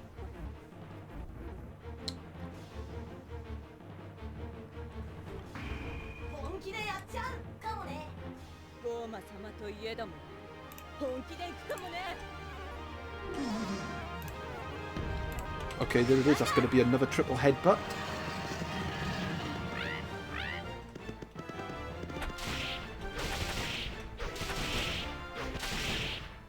Badoosh. Going to lower the technique of the Irritator. That's going to basically nullify what technique boost gave the Irritator. It does trigger the Hydro Cutter. Oh, but the Alio Ramus does get that crucial blazing spin that is going to take down the Irritator. And more importantly for Rimu Hukuri, it is going to save the Awaken mode for the Eocarcharia. Things taking a turn here after a promising start from Xeno. Right, up next for Xeno Slick Goku, we've got Omega Armor Eocarcharia.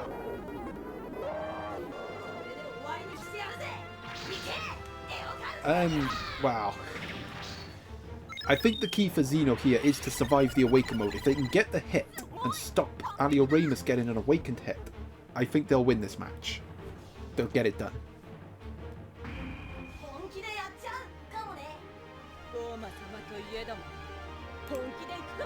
That's one. And that is going to be a 6. We are going to see the Awaken mode in a minute.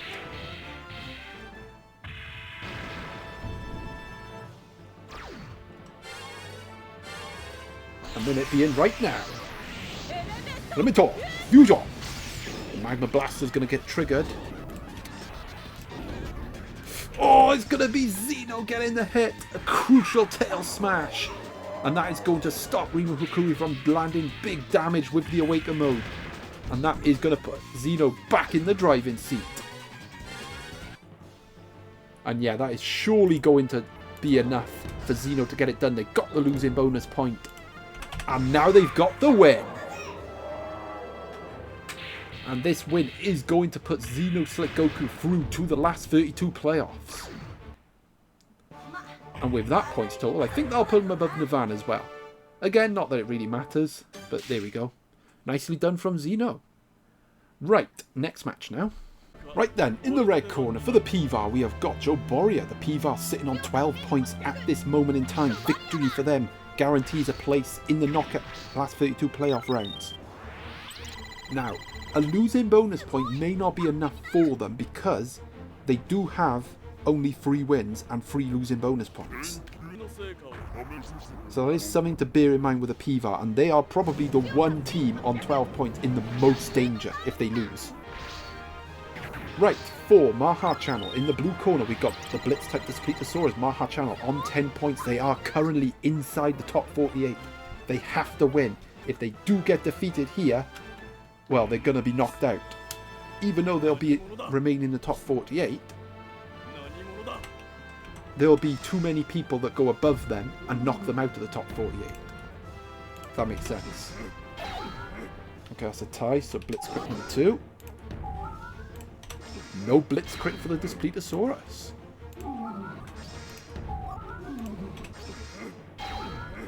But the move breaker is going to get rid of the Joboria's moves. And Despleetosaurus is going to open up with the first hit, which it needs because it does have type disadvantage against the Joboria. Oh, that's going to be a heroic buffed hit as well. The tie bomb going to come in. A light recovery activating. Oh, hello, we got a death fire.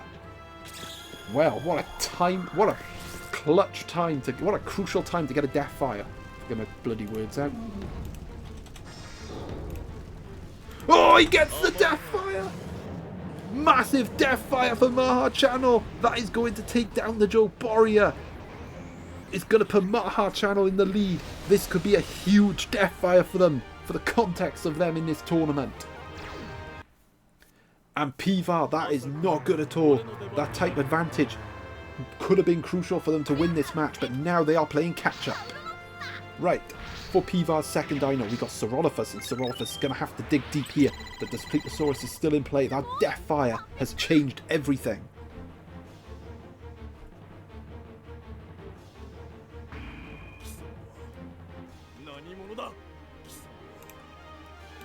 Okay, 6.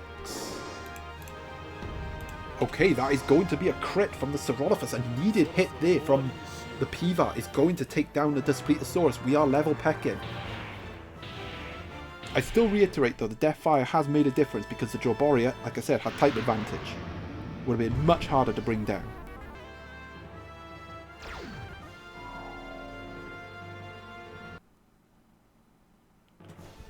Okie dokie, up next for Maha Channel, we have got Suchomimus.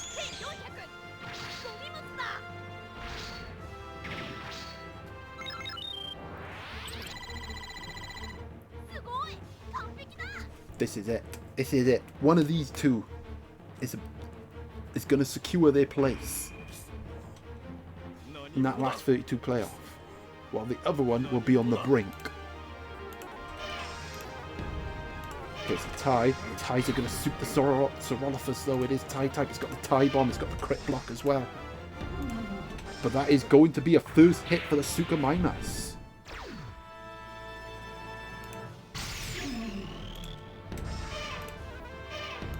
Oh, that's not good. That's not good for Maha Channel, but very good for Pivar. They are going to get a hit. The crit block's going to come in. The tie bomb's going to come in. That also guarantees Pivar at least a tie here, which is what he wants because, well, you want a hit, but, you know, a tie will do him good as well because that will activate the tie bomb. Okay, and we are going to be activating the tie bomb. It's going to be a tie. The tie bomb's going to go off. Increase the extra damage there. Nicely done from the Pivar. But it is Suchomimus getting the next hit. Wow, this could go down to the wire. Oh, it's a tie. But again, ties suit the Pivar. And actually, that is going to secure a losing bonus point for the Pivar, which could be huge. That's going to put them to 13 points. A crit block's going to come. Is this going to secure the win for the Pivar? Yes, it is. The crit block's going to do it. A tie's going to win it for the Pivar. It doesn't matter what happens here. It's going to be paper. Maha Channel is going to lose this match. They may get the losing bonus point if they get the tie, but 11 points is simply not going to be enough. And yeah, there it is. They do get the losing bonus point, but it is Pivar taking a huge victory. And they will qualify for the last 32 playoffs. And probably at the expense of Maha Channel, who is going to get a losing bonus point. They're going to move up to 11 points. But again, I don't think 11 points is going to be enough. So they are on the brink of being eliminated. And they're just going to have to hope and pray that enough matches go their way. But again, I don't think it will. Right, next match now. Right then, in the red corner for Aaron Plays, we have got Lambeosaurus. Aaron Plays currently on 9 points, outside the top 48. So yeah, it is win or bust for Aaron Plays in this match. But they did get that. They did get a huge win against Shindominus in the previous round to give them a fighting chance. Right, in the blue corner for Static Kyoru, we got Baryonyx. Again, Static Kyoru. Similar, same scenario as Aaron Plays. It's win or bust on 9 points. You know what's interesting is that both of these two are like 63rd and 64th respectively. They are right next to each other in the table. This is so tight.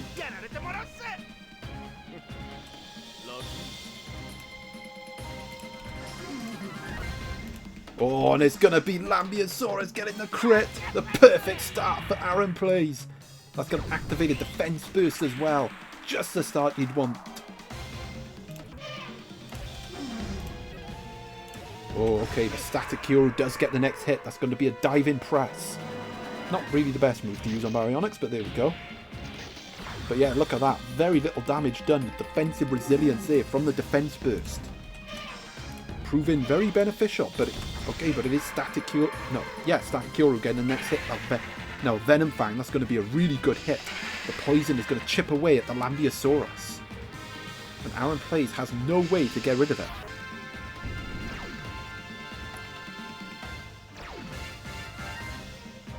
So yeah, despite the early crit from Aaron Plays, Static Hero... Oh, well, I'd say Static Hero had a good start, but that's another crit.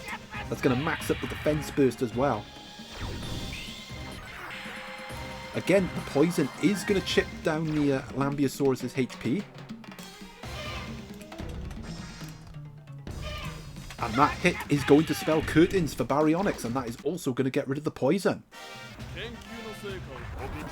Right, up next for Static Hero, we have got Albertosaurus. Well, it's all on Albertosaurus now. All of Static Hero's tournament qualification hopes hinge on this dinosaur.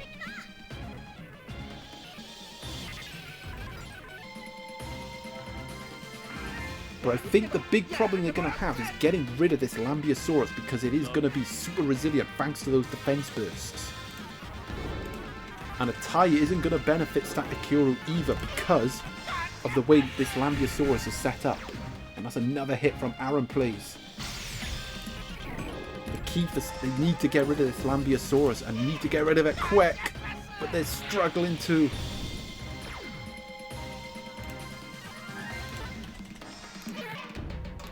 Okay, there it is. There's a hit. There's a firebomb. That's going to do damage. It's not going to finish off the Lambeosaurus, but is going to do damage. Static Hero needs to get something going quick. Yeah, look at that. The resilience paying off there for Lambeosaurus. Okay, there's another firebomb. The firebomb is going to get rid of the Lambeosaurus. We are level pecking. Static Hero coming back into this. And I'd probably say, actually, they've had more hits in this match. Or maybe it's even. I'd probably say it's even.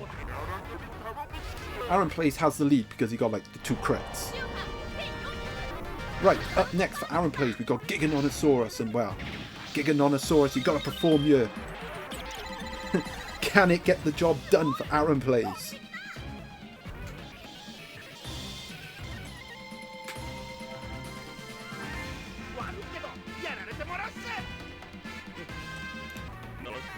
Okay, so 3. Okay, that's a tie. That's going to suit Aaron Plays. He'll take that all day long. Oh, I won't take that though. That's a crit. Static Hero coming back into this match. And this crit is going to even things up. Yeah, look at that. Static Hero getting hits. Oh, there's a firebomb. With the heroic buff as well, this is going to do damage. Is this going to go wrong for Aaron Plays? Is Static Hero going to come back to win? Oh, I freaking killed it! What? Static Hero has stolen the match. And they have claimed a huge win over Aaron Plays to get in the top 48. We'll see if it's enough for them to qualify. But yeah, they are in there. And for Aaron Plays, their tournament ends today. Well, that was a good comeback from Static Hero, wasn't it? Right, next match now. Right then, in the red corner for Karjon, we have got Alpha Suchomimus.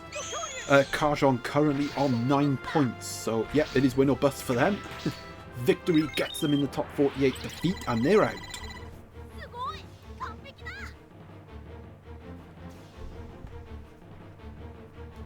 Right, in the blue corner, for Spy, we have got Super Monolophosaurus. And for Spy, they have now just dropped out the top 48, so they are 49th at the minute.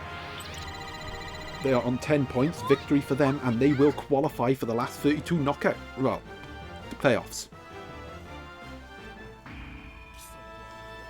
So yeah, another big high stakes match.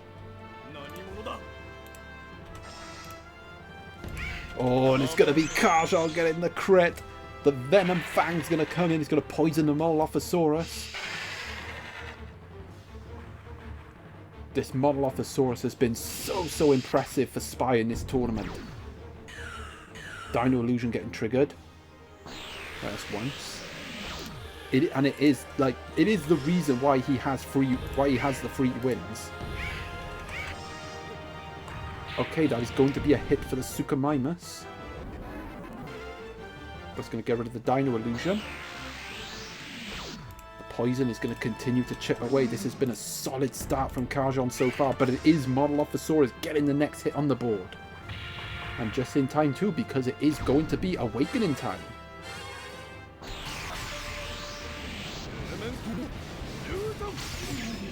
Big moment in this match this could be. Oh, and it's Karjan that gets the hit. No awakened hit for Spy. Another Dino Illusion is going to activate, but a tie is going to be enough to take down the Monolophosaurus. And a tie is indeed what happened. And no, a tie is not enough. That tie will be enough though. And this is just the start you want if you're Karjan. If you're Spy, this is really disastrous because coming in next we have got the Eoraptor. Well, if I've got to be honest, the Eoraptor really has flopped in this tournament. It just has not performed at all, and that's not a good dino to have either. Because there's going to be no Plasma Anchor. Is Spy's over-reliance on that Monolophosaurus going to cost them? I think it's going to. Who knows, maybe the Eoraptor's going to cook in this match and it's just going to get like 10 hits in a row. But yeah, doesn't look good. Things don't look good for Spy at the minute, but things are looking really promising for Karjan. Oh my, incorrect. Wow. Wow, this really has gone wrong for Spy. You know, they've had some memorable moments in this tournament. They gave us a really good match against Maastrichtian. They had a very good showing in that, but yeah. I think this is going to be the end for them. I don't see them turning this around. It's a tie. They needed, like, Lambius. They needed, like, Amargasaurus, Saurophaganax, or the Steg. And, oh my god, didn't even get a hit. To really get a chance to get off some Heat Eruption spam and that, but no. It's going to be a 2-0 victory for Karjan, a big performance right when they needed it most, and they will go into the top 48, and Spy will be eliminated. Yeah. Pretty grim match that was for Spy, but yeah, nicely done from Karjan. Next match now. Right then, in the red corner for Molochorodus, we have got Ampelosaurus. Molochorodus on 10 points, currently in 49th place. Victory for them, and they will qualify for the last 32 playoffs. In fact, both of these teams will qualify for the last 32 playoffs with a win. Right, up next for Toromaru Show, we have got Metriacanthosaurus. It is Lucky 7 type again. Toromaru Show on 10 points as it stands. Victory for them gets them to 13. So yeah, this is not an ideal matchup for them though. Going up against the Ampelosaurus with the type disadvantage. But the Crimson Flame could help here. Crimson Flame I think is going to be significant for Toromaru Show.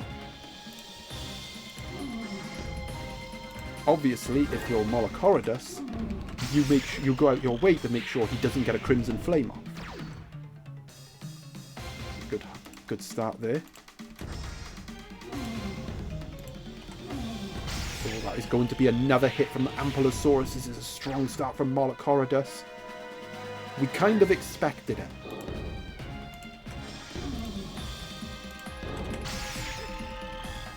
Another hit. Come on. Let's have something different. Okay, there we go. Ooh. Door is opening, and it is going to be a Crimson Flame, and I forgot to hit the button on 7. Got too excited there, but it is going to be a Crimson Flame from the Metriacanthosaurus. Crimson Flame is not affected by the type disadvantage.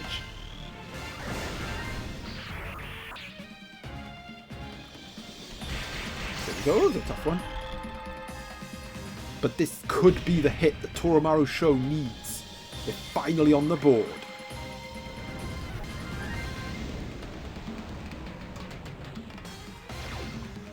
That's actually a really good hit.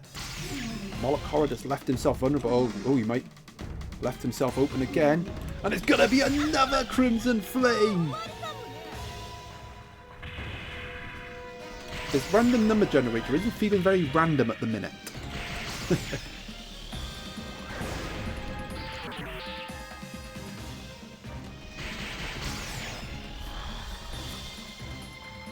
It's going to be big damage. I think this might even take out the Ankylosaurus, which was not in the script. And it does. Big Crimson Flames there. Right, up next for Moloch we've got a Frovinator, and well, what was a very strong start is turned into a bit of a disaster. And now you got type disadvantage to deal with.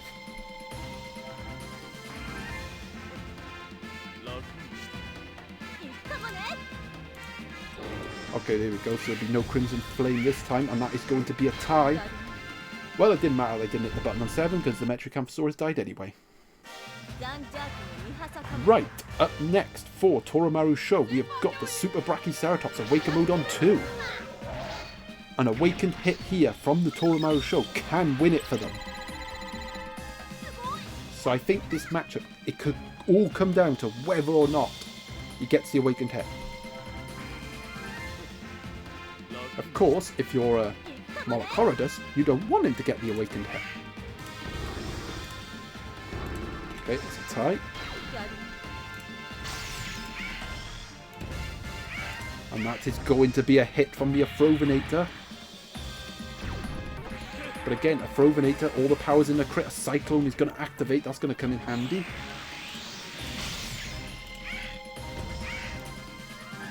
Oh, that's another hit from the Frovinator. Moloch starting to get those hits again.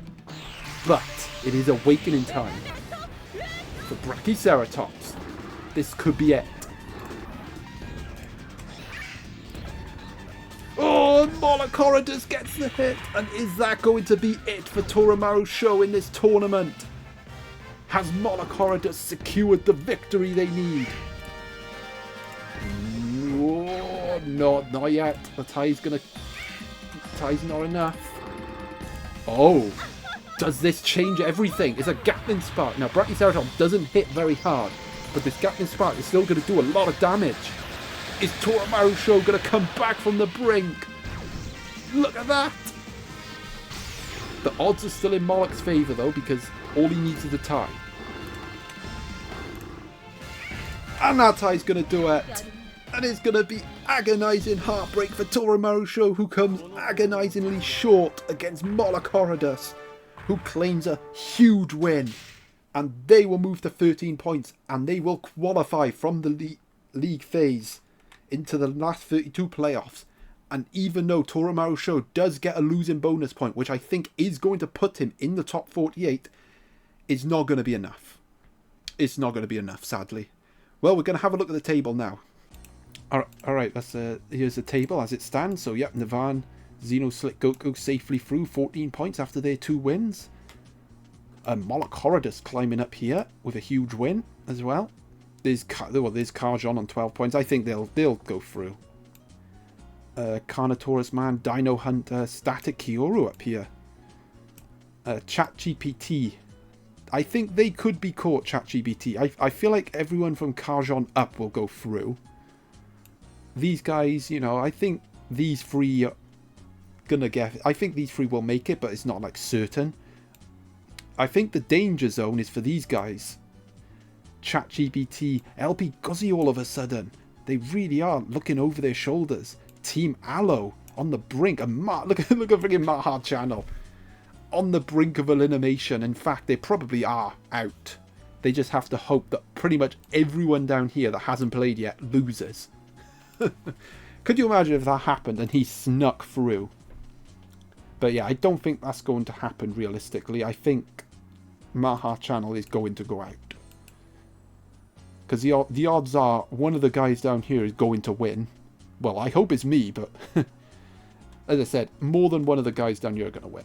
But yeah, let's press on with this round then, shall we? Right then, in the red corner, for MEJP10, we have got Pachyrhinosaurus. MEJP10 currently on 12 points in the top 48 on 2,900 points. So I think they're going to make it, even if they do lose this match. I think 3,000 battle points is probably going to be enough to get them through. Right, in the blue corner for Lapoke, we have got Szechuanosaurus, and well, for Lapoke, it is win or bust. They are on 10 points at the minute. Victory for them takes them through. And it also confirms that Maha Channel will be knocked out. So there is that on top of this match as well. Big significance here.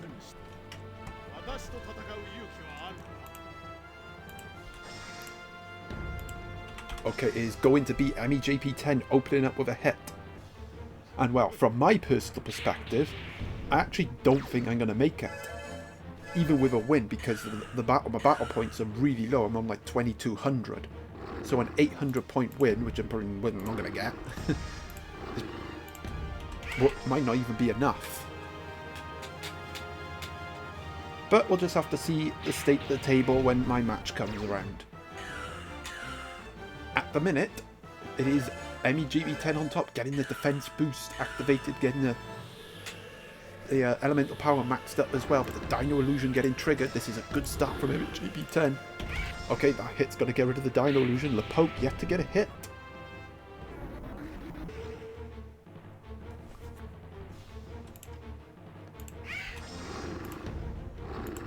Okay, there it is. There's their first hit of the match. That's going to be a light recovery to come as well. Not a big hit there though, because the Pachyrhinosaurus does have the defensive resilience about it now. Oh, that's going to be a crit, but again, the elemental power, the defense burst is going to limit the damage. Look at that! From a crit of the Szechuanosaurus, minimal damage dealt. Okay, that's a tie. That's another tie. Ties might be a lot more beneficial for Lapoke there, but that is going to be another hit from the Pachyrhinosaurus. The Dino Illusion is going to get triggered.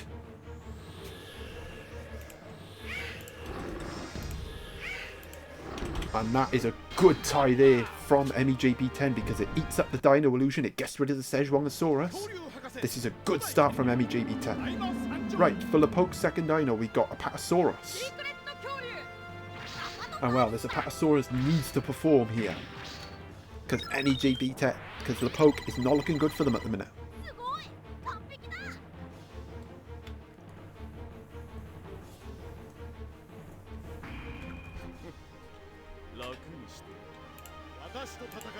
That's two.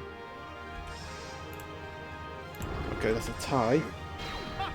This Pachyrhinosaurus really doing some damage. It's another tie.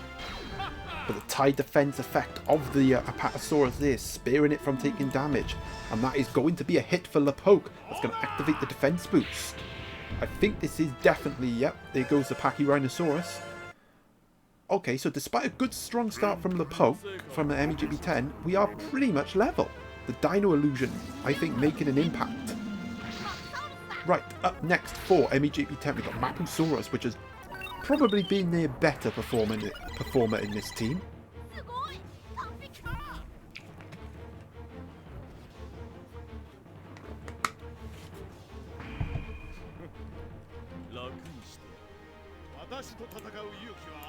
Five.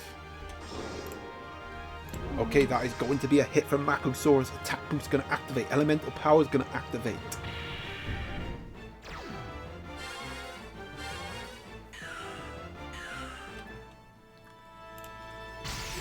Okay, we got a secret move being triggered.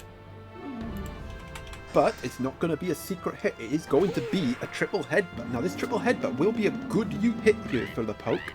It will lower the technique of the Mapusaurus, which in turn will lower the amount of attack boost it gets from attack boost if it gets another hit. So yeah, that's a good hit there from Lapoke. Defense boost going to max up as well. which is pretty much going to counteract the attack boost that the Maplosaurus has. Although, oh, is this going to be the plot twist? It's going to be a megawatt stomp. Is this going to be the big hit Lepoke needs to win? Now again, Maplosaurus does have one elemental power buff. Oh, look at that! Massive hit, and that is going to secure a losing bonus point for Lepoke, which in doing so might also secure the demise of Maha Channel. Oh, well, that hit's definitely going to secure it. That's going to be the win for Lepoke. They are going to go through to the last 32 playoffs. MEJP10 will have a nervous wait to see if they've done enough. I think they will. I think they will have done enough. But it is going to be Lepoke taking a huge win, and in doing so, knocking out Maha Channel. Who, let's be honest, it was a long shot that they were going to hang in there anyway. Right, next match now. Right then, in the red corner for Storm, we have got Super Monolophosaurus Awaken Mode on 3. Storm pretty much through. They're on 12 points. They got a high amount of battle points as well. They got like 3,100. They'll go to at least 3,200. So yeah, they're gonna go through. But in the blue corner for Time, we have got Brontekins. And well, Time on the other hand, currently on 10 points and outside the top 48. So it is win or bust for Time. A victory here puts them through, and it also knocks Team Aloe out, because they are currently 48th. Victory for Storm will knock Time out.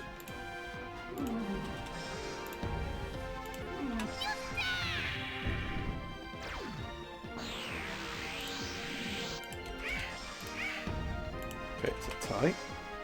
Oh, is that going to be a Sonic Blast? This is a steady start from Storm.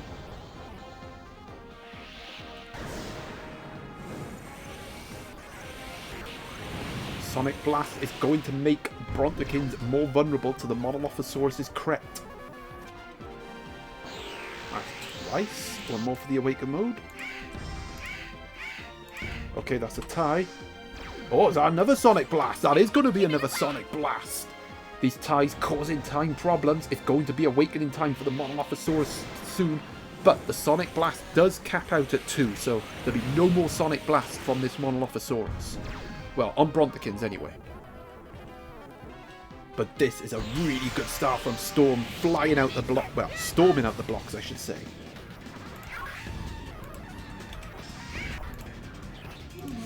Okay, they're going to get the awakened hit. Brontekins is going to go down, and this is not a good start for Time at all.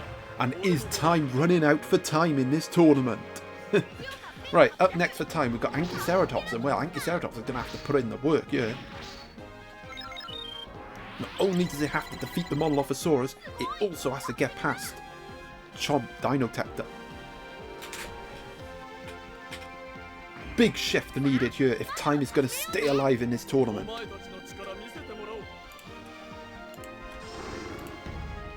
Okay, that's a tie. And with the Ankyceratops coming in, the Sonic Blast does reset. But we're not seeing any Sonic Blasts this time. Oh, that's a crit! That's going to be a big crit from Monolophosaurus. And Time is in real trouble now. Uh-oh. This is really not looking good for Time. Is Time running out? They haven't even got a hit in this match. Oh, it's over for Time! Wow, that is damaging for Time. And that is going to end their tournament. And wow, that was really stormy from Storm. Who will advance up the table. But for Time, it is elimination. And it is the end of my time puns. Right, next match now. Right then, in the red corner for Silver Knights, we have got Joboria. Silver Knights already through to the last 32 playoffs. Victory for them takes them to 16 points. It's probably not going to have enough in the tank to get a top 16 finish, but yeah. Want to take a win into the knockout rounds at least. Right, for Hong Milin in the blue corner, we have got Synteosaurus, and well, the narrative is simple for Hong Milin. They are currently on 9 points. It's win or bust. If they win, I'm pretty confident they will go through because they do have a high amount of battle points. They're on 2,700 at the minute, so a win will take them to at least 3,200, which I think is going to be enough. And like in the previous match, a win for Hong Mi-lin knocks Team Aloe out.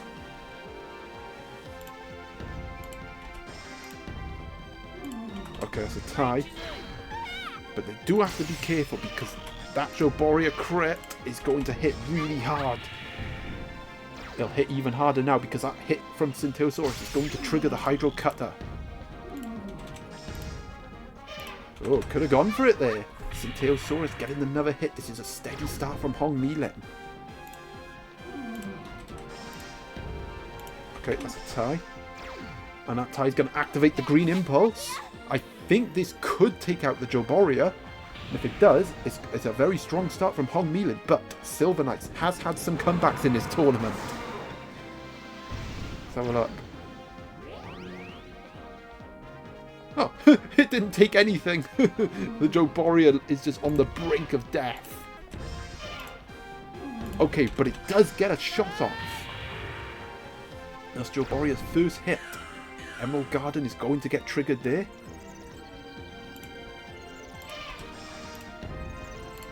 But we will not see Emerald Garden. It is going to be another hit from the Centiosaurus. Joboria not going down without a fight.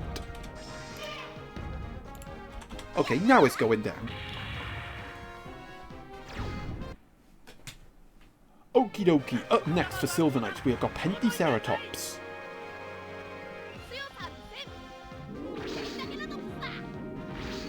And this Penticeratops has been really strong in this tournament.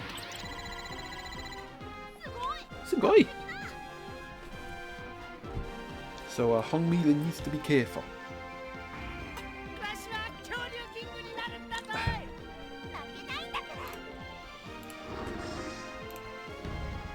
Okay, that is going to be a hit from Penticeratops. That is going to take out the Centiosaurus. Elemental Power is going to activate as well. Right, up next for Hong Mi-lin, we have got Sign Raptor, Super Sign Raptor, Awaken Mode on 2. Well, I think it's all going to come down to that awakened hit.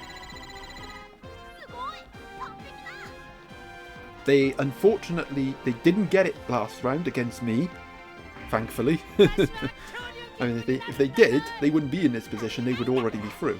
And this match would probably be first. Oh, it's a crit, and that is going to put Silver Knights in the lead for the first time this match. And that's a big crit as well. Penticeratops, very strong dinosaur. It does trigger the Hurricane Beat, and we do see a Hurricane Beat, but remember, Penticeratops is protected by 2 elemental power buffs. So the damage is going to be lessened here. But that hit is still... Oh, it's a Counter Blitz! A Counter Blitz has been triggered, and it's awakening time for the Sign Raptor. Now, Hong Mi-lin could still get the awakened hit if they get a tie here, because a tie will remove the Counter Blitz. Oh, they would have got it as well! They would have got the awakened hit, which would have won them this match. But instead, it's going to be Silver Knights pulling off the Counter Blitz, denying Hong Mi-lin the awakened hit. Is that going to be curtains for Hong Mi-lin? They can still win this match. You know, it's still easily doable. A crit here can do it. Oh, they don't get a hit. It's going to be Silver Knights taking the hit. Heartbreak for Hong Mi-lin. Oh, that's a really unlucky way to go out. I mean, the Counter Blitz getting triggered just before the Awaken mode. That is really unlucky from Hong Mi-lin. But, you know, for a debut tournament, I think they done alright. They had a solid showing. And look, you're only going out because of one Counter Blitz. It's the only reason you didn't get through. Like, plain and simple. But for Silver Knights, yeah, good win for Silver Knights. And they march on to the knockout rounds. Right, next match now. Alpha Slash. Okie dokie. In the red corner for Arctic Warriors, we have got Tank. Yeah, it's been a bit of a disappointing tournament for Arctic Warriors.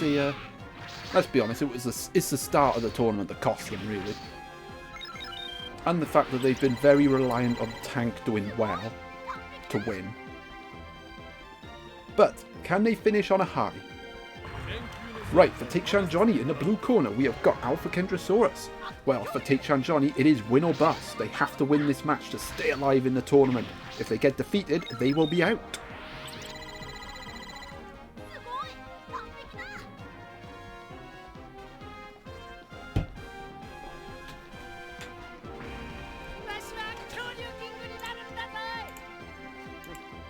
Okay, that's a 1. Oh, that is going to be an opening hit from the Kentrosaurus.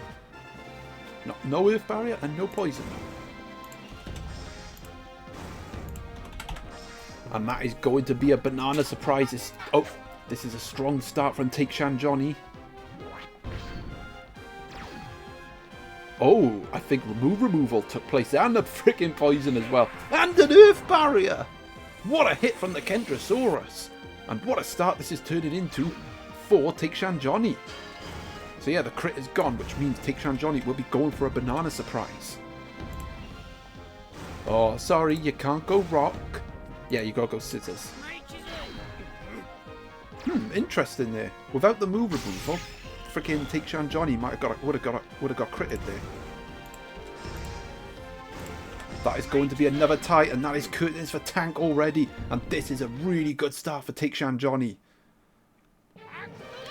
Right, up next for Arctic Warriors, we have got Spiny. Now, I think this is the big threat to Take-Shan Johnny because it's going to have type advantage over the Saurophaganax.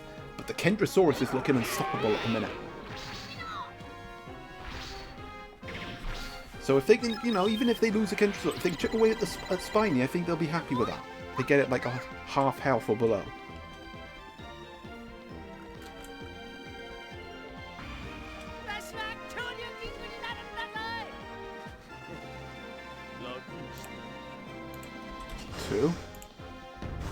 Oh, and there it is. Arctic Warriors getting their first hit of the match. Attack boost is going to activate, but that is going to remove the earth barrier. I forgot about earth barrier.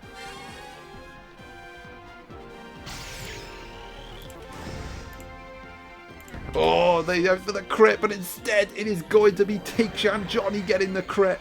A Quake Saber, a huge Quake Saber.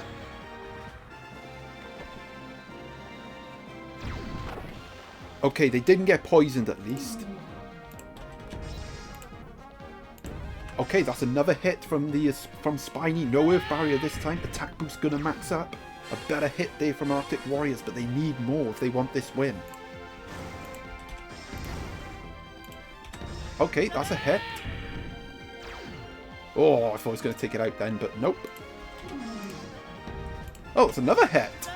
Okay, there goes Kentrosaurus, but I think Take-Shan Johnny will be satisfied with its performance because the Spiny is on really low health, and I think it could probably get one-shotted by Saurophaganax's crit, even though it's got type disadvantage. Well, right, up next for Take-Shan Johnny, as you can see here, we've got Saurophaganax. He does have the protection of Dino Stuffer as well, so do bear that in mind.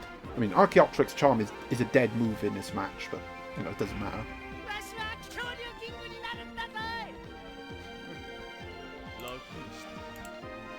Oh, he's going for the crit, but remember, the Dino Stuffer is in play, so a crit will not happen.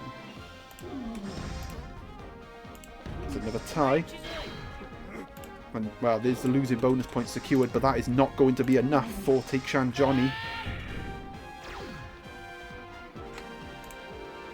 Another hit.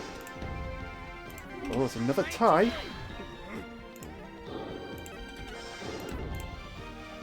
Oh, that's it's going to do it, though. That hit's going to be enough. It's going to be a firebomb from the Saurophaganax.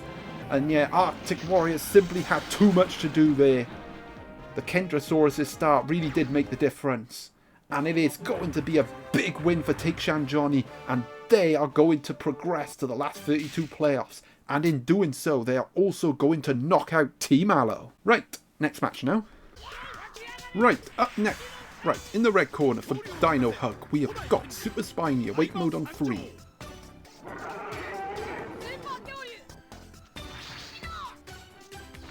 Dino Hug already eliminated. Heartbreaking elimination, to be honest, because they were so close to getting the win they needed.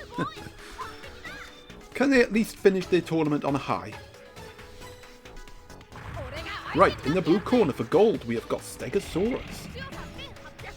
Well, gold needs to win in this match to stay alive in this tournament. Defeat, and it's all over for them. They are on 10 points currently.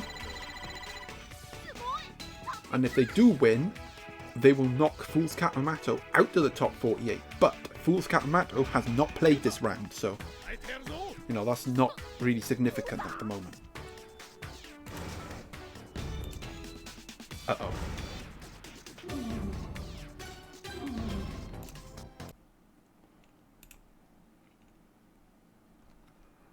Oh, and after all that, it is going to be a crit from Spiny.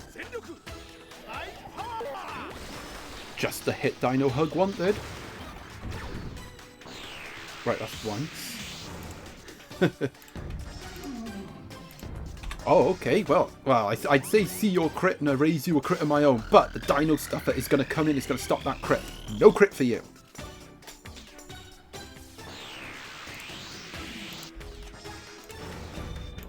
And that is going to be another hit from Dino Hug. This is a good start from them so far. And it is going to be awakening time.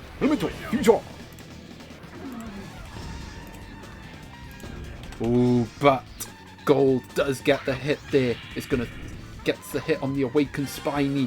Spiny's HP is going to be halved as well. That could be a big hit from gold there. Because it's not been an ideal start from them so far.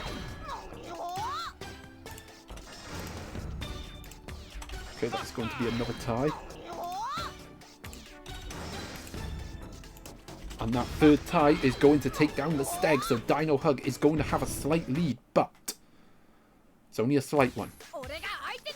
Right, up next for gold, we've got Ankylosaurus.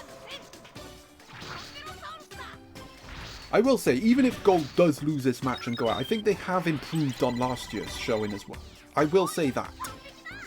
And look, this year's tournament is a lot harder to qualify to the knockout rounds than it was compared to last year, mainly because of the sheer number of players we got this year. You know, if it was 64, you know, which is what I was expecting around, not 80, it would have been, they probably would have qualified, from what I've seen. But anyway, the match is not done yet. They can still do it if they win here. And we are level pecking. Right, up next for Dino Hug, we got Apatosaurus. Bum, bum, bum, bum, bum. Dun. Well, this Apatosaurus was very impressive in the previous round, even if it was in defeat.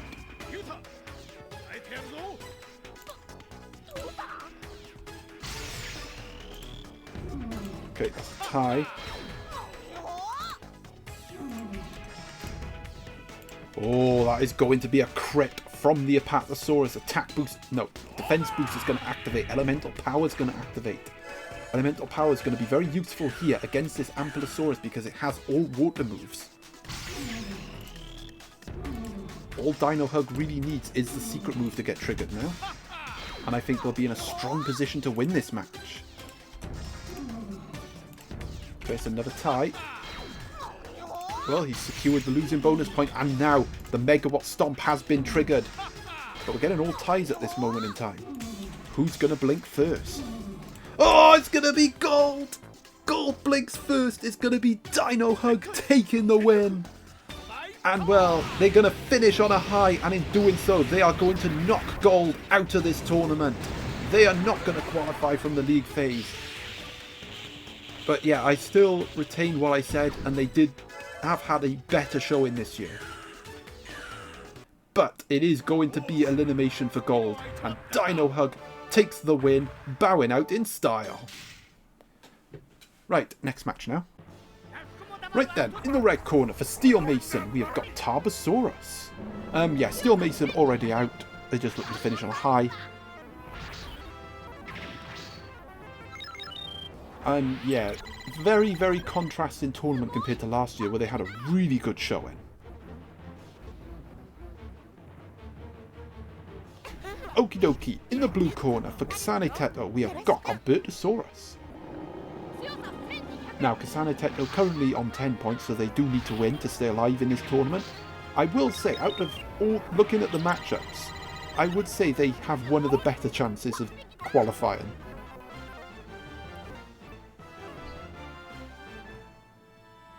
I probably just jinxed them now, haven't I? But no, in all seriousness, I do fancy their chances. Oh, it's going to be 2 laggy fire dinosaurs. Okay, move breaker there is going to nullify. Oh, it's going to be a crit, but the dino stuffer is going to come in. He's going to put a stop to that crit. No crit for you.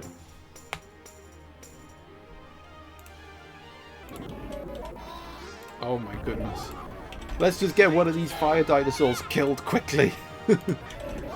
Let's just bomb through the moves. Right, it's another hit for Steel Mason.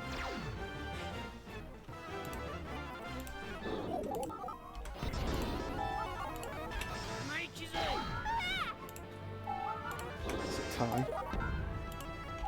Oh my god, it's a Crimson Flame.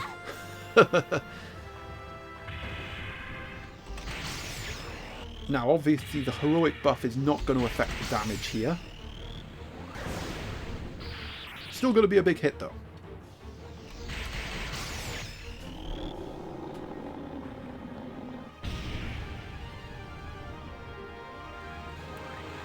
Oh no, fire! Lots of fire. Nothing but fire. Oh wow. Oh, hang on. That's going to be a flare sword. That is going to take down the Tarbosaurus. Oh, go for that. Won't have 2 laggy fire dinosaurs. Wow. So despite the strong start from Steel Mason, it is Kasane Teto in the lead. That Crimson Flame really has flipped the match. Right, up next for Steel Mason, we got Alpha Kentrosaurus with a very recovery-like moveset.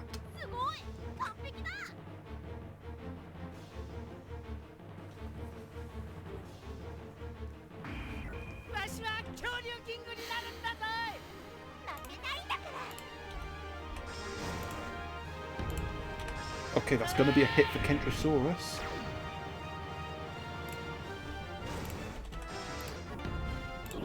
And that tie is going to take out the Albertosaurus. Right. Up next for Kasane Teto, we have got Epistosilocordia. Super Epistosilocordia, that is.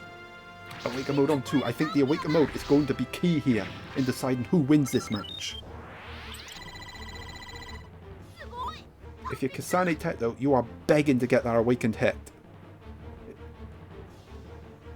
If you're basically anyone else that's like trying to break into our top 48 or clinging on in there, you're begging that they don't get it. Okay, they are going to get that hit. That's once.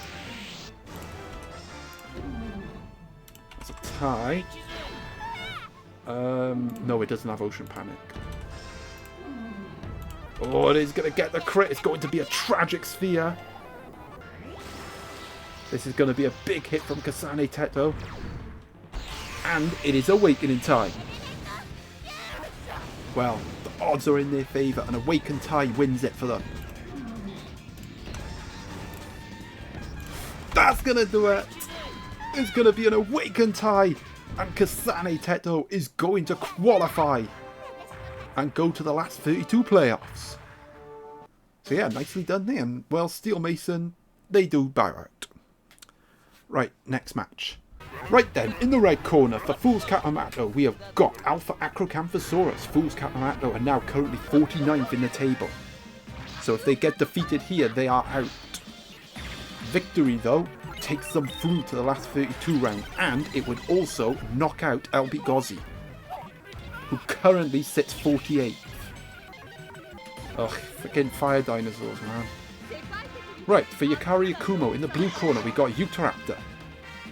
And this is a favourable matchup for Fool's Catamato as well, so similar to Kasane Teto, I think Fool's Catamato has a good chance here. Yukari Akumo, yeah, they're already out. It wasn't official until like a few matches ago, but yeah, basically when the moment of time when Maha Channel dropped out the top 48 was when Yukari Akuma was officially eliminated.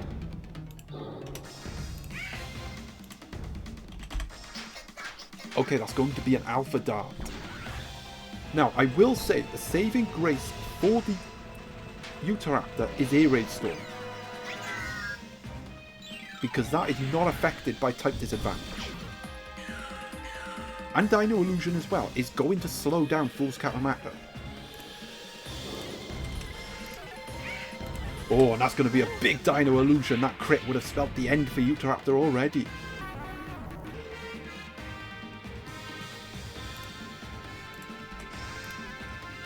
Okay, that is going to be a tie.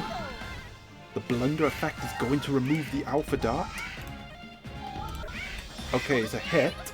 The rush is going to be useful. But again, the type disadvantage is good. Yeah, look at that. Minimal damage.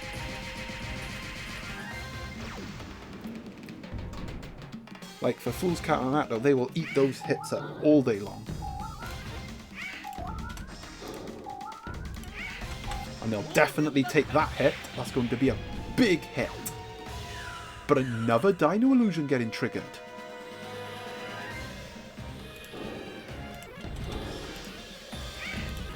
And this time, it is going to be a hit for the Utahraptor. Another Strufio Rush coming in.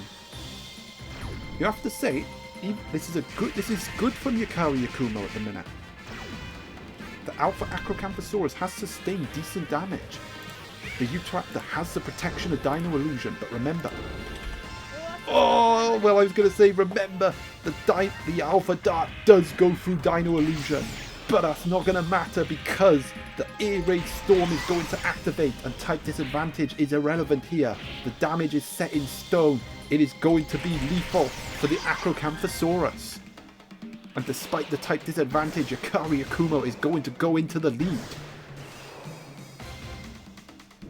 No, look at him. He's like riding on his spine. That could be a huge moment in this match. Right, up next for Fool's Katamata, we got Baryonyx. And well, this is not the scenario we was expecting. With the Dino Illusion still in play as well. Fool's Katamata is in a pickle.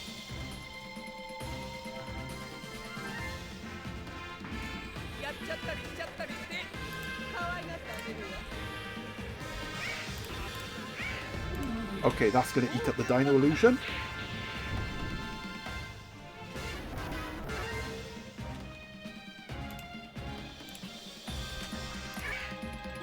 Okay, that's a tie, which is not what Fool's Katamata wants. Oh, that's definitely not what they want! That's another Air Raid Storm! And well, Fool's Katamata, they are flirting with disaster! Look. I was very meticulous in that effort there. But yeah, this is not looking good for Fool's Katamata. The Utahraptor is still standing. Another Air Raid Storm is going to put Fool's Katamata on the brink of elimination.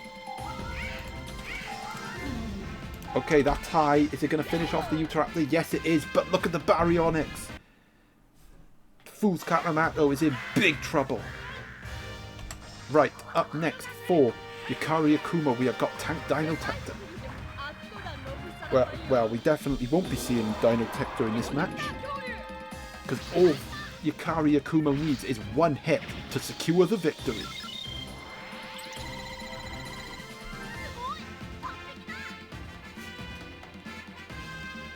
Bouncy bound.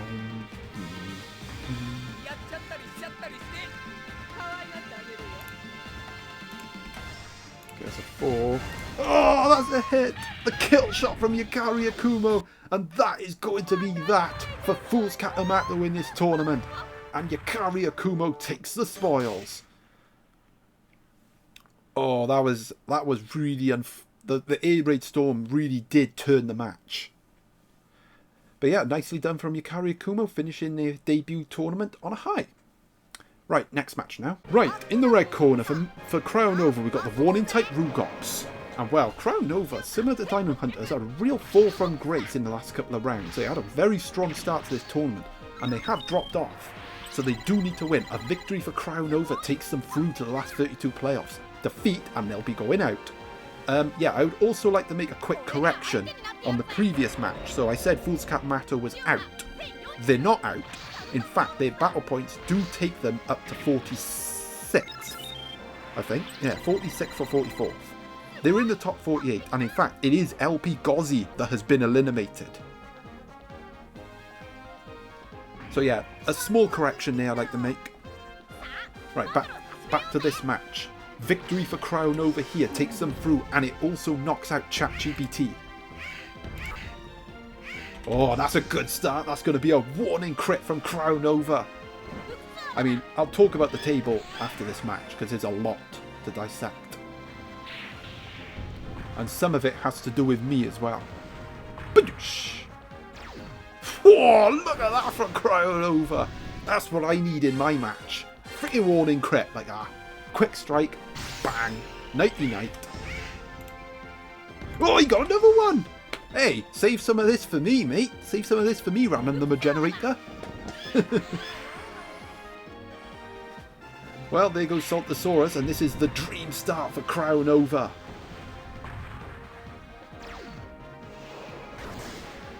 Now, I did say in the previous round that Crown Nova has benefited more than anyone with the warning type rule, but I think since then, I think it has levelled out a bit. Right, up next for Martin Soto, we've got Saurophaganax. Well, he's still got another warning hit to deal with.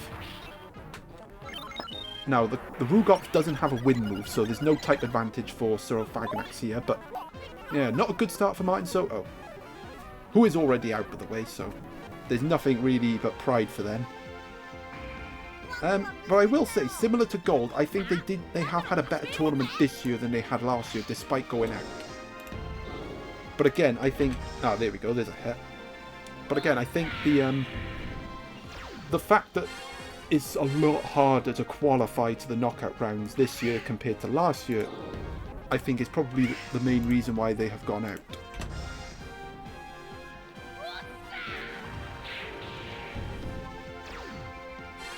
Okay, attack boost going to max up. This is better from Martin Soto. And that crit is going to finish off the Rugops, and, well, all of a sudden, we are all square.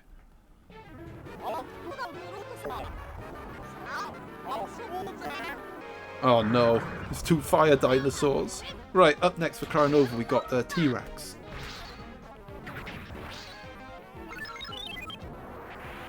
Oh. This is horrible.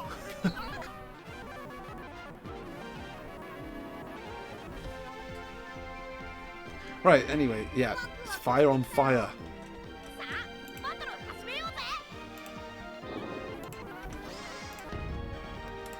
Okay, it's going to be an opening hit for Crown Nova, but remember the Saurophaganax does have the attack boost buff. Now it's got Magma Blaster triggered. Oh, but it's Crown Nova landing a huge crit. And no Deathfire either, which is even more significant. All Crown Nova needs is a hit and he will win this match. That time might do it. No. Oh, but Martin Soto, not beaten yet, gets a hit on the board.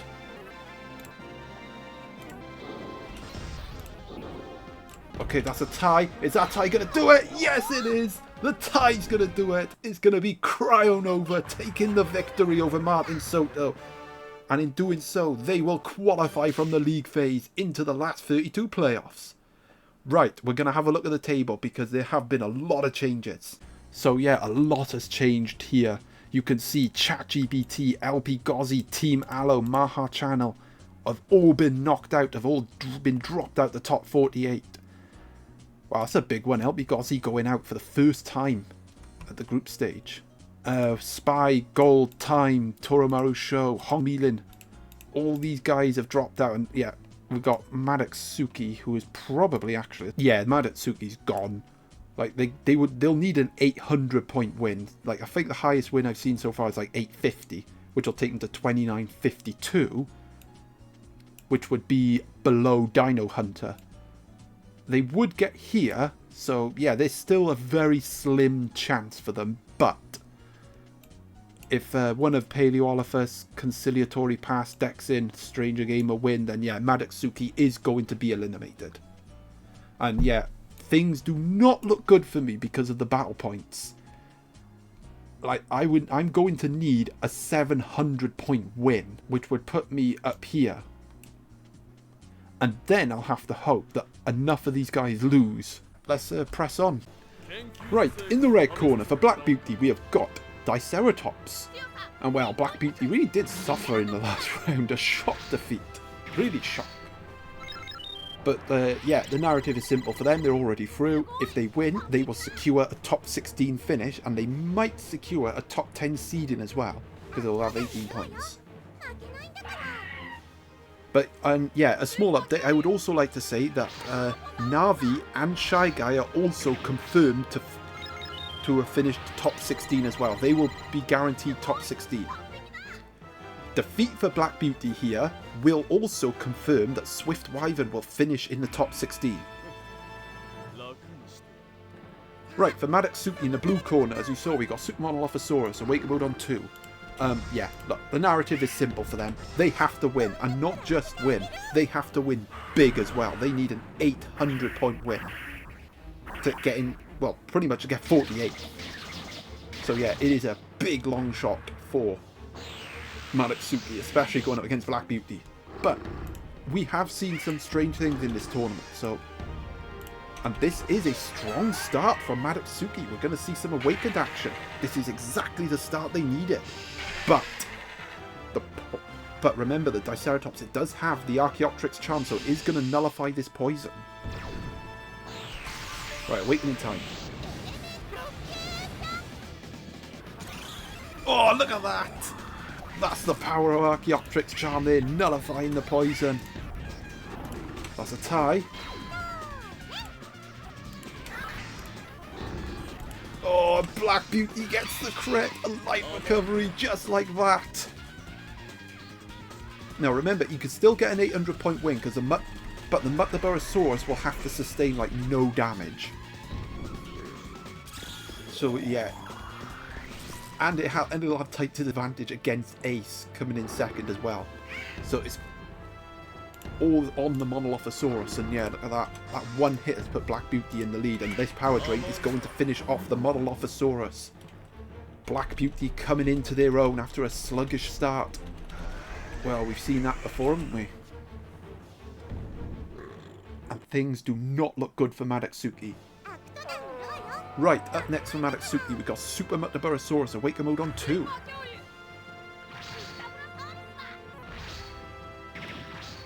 Yeah, this thing cannot afford to get hit. If it gets hit, then that is going to be it for Madetsuki. Even if they go on to win this match.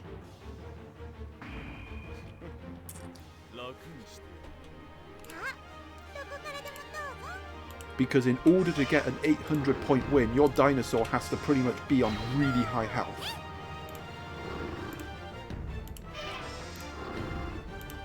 And yeah, there it is. That's probably going to confirm it. Madetsuki is not going to get enough out of this match to go through. And they are going to be bowing out of the tournament. And yeah, definitely. Well, they're out, but let's see if they can come back and at least win this match. Well, it doesn't look like it, does it? Black Beauty on a bit of a rampage after that defeat in round 7. And unfortunately, that rampage has come at the expense of Madetsuki. Although, they do get the Awaken crit. Okay, they took out the Diceratops, but yeah, it's over for them. Even if they win this match, they're only going to get 400 points. It's not going to be enough. Right, for Black Beauty, we have got Ace Dinotector. Although, it would be a good way to finish this tournament for Madetsuki if they can get the shock win here.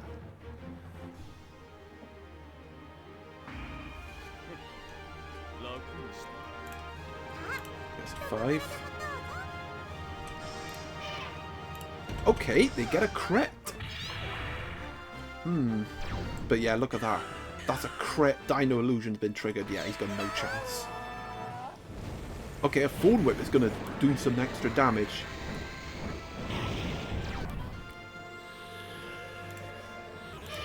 Six. Come on, just give Black Beauty the hit already. Okay, that's another hit. Dino Illusion's going to eat that up.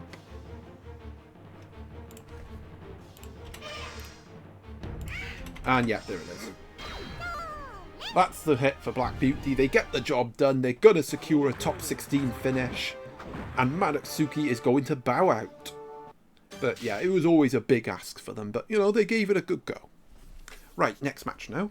Right then, in the red corner for Asta, we have got a Rhinoceratops. Now, Asta's one of the interesting ones here because they have 4 wins, but 3 losing bonus points. They have collected points in every match they've played so far.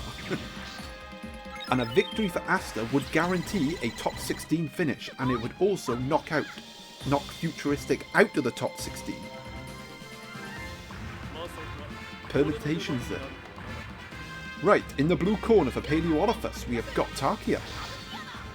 Now, for Paleoolophus, it is win or bust. If they win, they will go through to the last 32 playoffs, and they would also knock Static Kyoru out of the tournament. Defeat, and Paleoolophus will be knocked out and Static Kyoru will survive. Well, another match anyway. Lots at stake here. We feel this is a decent matchup here for Paleoolophus. Can they take advantage? Of course, we all know with Asta the real threat is the Black T-Rex. And the challenge for Paleoolophus here is to get that win, because all of Asta's matches, even in their defeats, have gone down to the wire. Okay, but that is a good start from Paleoolophus, getting the crit off the bat. Earth Barrier coming in as well. Okay, there's the hit from Asta, and that rocket is going to eat up the Earth Barrier. This is a good ACT rocket here. I believe the Earth Barrier will be eaten up here. And that rocket will do damage. Okay, it hasn't come down yet. Well, we all know what happened in the previous match when the rocket didn't come down. Oh, is it going to happen again? The Quakesaver's going to come in. The type advantage is going to increase the damage. I think a Rhinoceratops is going to go down. The ACT rocket is going to misfire. Wow, ACT rocket misfiring again. Not good for Asta. Right, up next for Asta we have got Black T-Rex. Well, we all know the power of this brute. I mean, elemental power, unless it gets Magma Blasted off, is going to do nothing to this thing.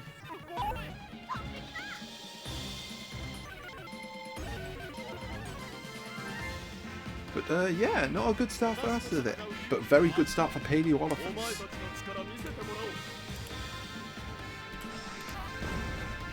And that is going to be another hit on the board. This is a strong performance from Paleoolophus right when they needed it the most. Oh, but the Black T-Rex responds with its first hit. Elemental power is going to activate. And yet, even though the ACT rocket misfired, it did remove the Earth Barrier. Okay, it's a tie. And this Magma Blaster is going to remove the Tarkia from the field of play. Well, I freaking should. Maybe not though, because it does have the double elemental power defense. Okay, no, it did.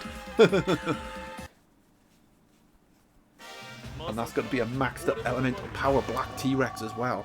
Right, up next for Paleoolophus, we have got Edmontosaurus. 2 grass moves could be problematic for it, but it does have the Death Grind, which will still hit relatively hard.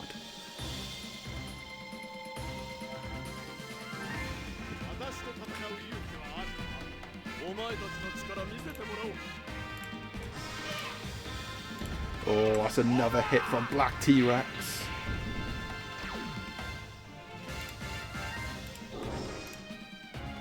Okay, there it is. It's going to be a hit from the Edmontosaurus, but yeah, elemental power is going to restrict that damage.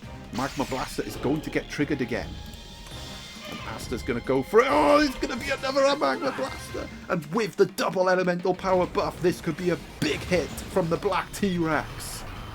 Could this be disaster for Paleolithus? Oh, he killed it! And Asta has won the match. And in doing so has knocked Paleolithus out of the tournament. And in doing so have also secured that top 16 finish. Wow, that's the power of Black T-Rex for you folks. Right, next match now. Right then, in the red corner for Dexin Winters, we have got Suchomimus, Alpha Suchomimus, Dexin on the brink of elimination. The permutations for them, they have to win for a start. And they have to hope they get enough battle points. They're going to need a 600-700 point win to get in that top 48. And if they do that, that will knock Static Kyoru out of the tournament. Right, in the blue corner for the Outlaw, we have got Stegosaurus, and there is a lot at stake for the Outlaw as well. Victory for them secures a top 16 finish and a top 10 finish. And it would also confirm that they will finish as the highest ranking newcomer. Defeat for the Outlaw, and that title will go to Sliverwing. And a victory for the Outlaw would also drop Iron Dan out of the top 16.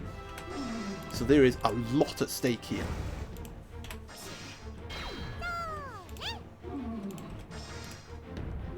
And we are starting very sheepishly with ties. Oh, it is going to be Dexin getting the first hit, a softening beam. Can Dexin deliver a big performance right when he needs it the most?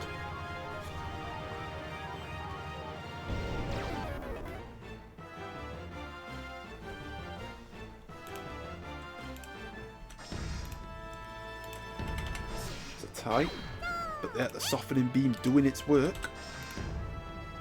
Okay, there's the first shot from the Outlaw. It's going to be an attack boost and Youngera dive. Oh, this is huge.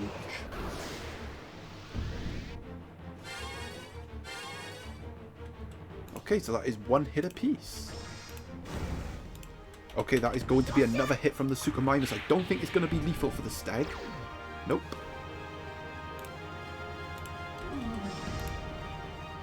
Oh, that will be though. That's a tie. And Dexin has the slight lead. Which well, we're going to find out how useful that is now, because coming in next for the Outlaw, we have got the Warning type Rugops. Well, this could all hinge on whether the Outlaw gets some warning hits off in this match. If he does, although then again, you know, type disadvantage against the Faganax, you know, maybe. But as I said, Dexin needs a high scoring win, so he can't afford the Saurophaganax to get damaged too much. Okay, that's paper. It's going to be a tie. Okay, scissors.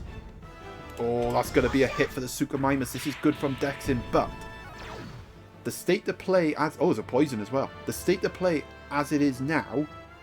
Oh, no, there's the Archaeopteryx charm. The state to play at the minute, if Dexin wins with Suchomimus, he will go out. Because the Suchomimus is on low health. And that is going to be a warning hit.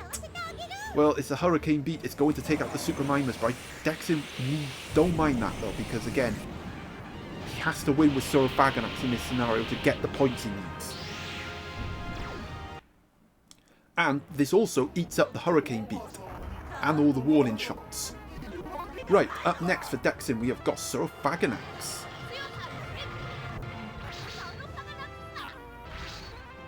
The type advantage could be huge here for Dexin. A Firebomb can get him through easily.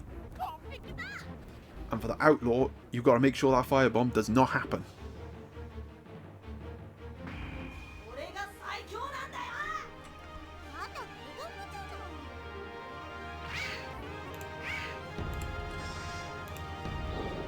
Oh, that is going to be a hit from the Rugops. But again, minimal damage done. He's going for the crit. Oh, it's a tie. It's a tie.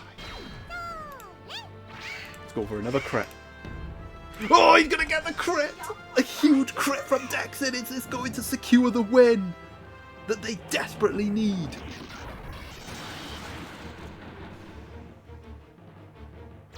Yes, it is!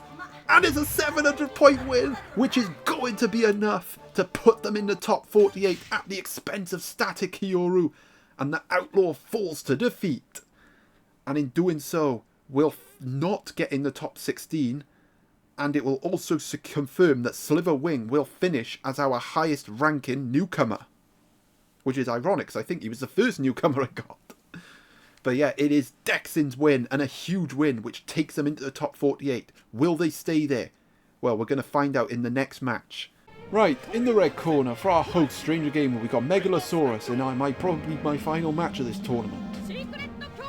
Right, the narrative is simple. We have to win. We have to get at least 650 points in that win.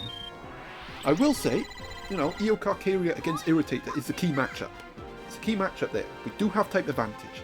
But again, it's against freaking Eocarcharia, so it doesn't really make a difference. Right, in the blue corner for Rayborn, we have got Alpha Iguanodon. Victory for Rayborn. They secure a top 10 finish. They've already secured a top 16 finish. And a win for them would also secure qualification for Fool's Kapamato, who is currently 47th. And that only happens because there's only Conciliatory Pass left to play that's outside the top 48 that can get into the top 48. Come on. You've got to give it to me once.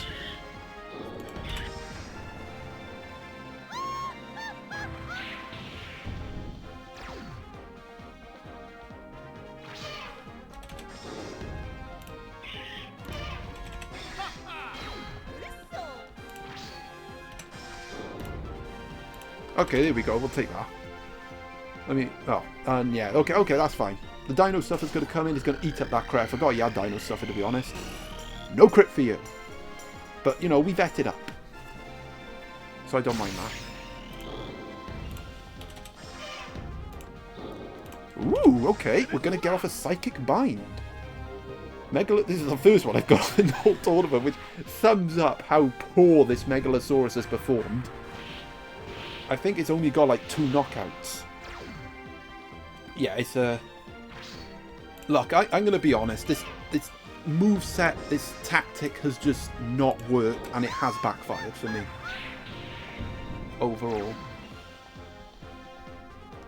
But, you know, at least we got off a Psychic Bind at least once. And that tie is probably going to finish off the Megalosaurus, and it does. But no, we got off the secret move. Right, up next for our host Stranger Gamer, we've got Alpha Irritator, and this thing has performed. And it's the only reason why we have 3 wins. Yeah, I actually do like this. I like the setup. I'm definitely going to use it in future tournaments, hopefully with a better dinosaur supporting it so it doesn't have to carry me.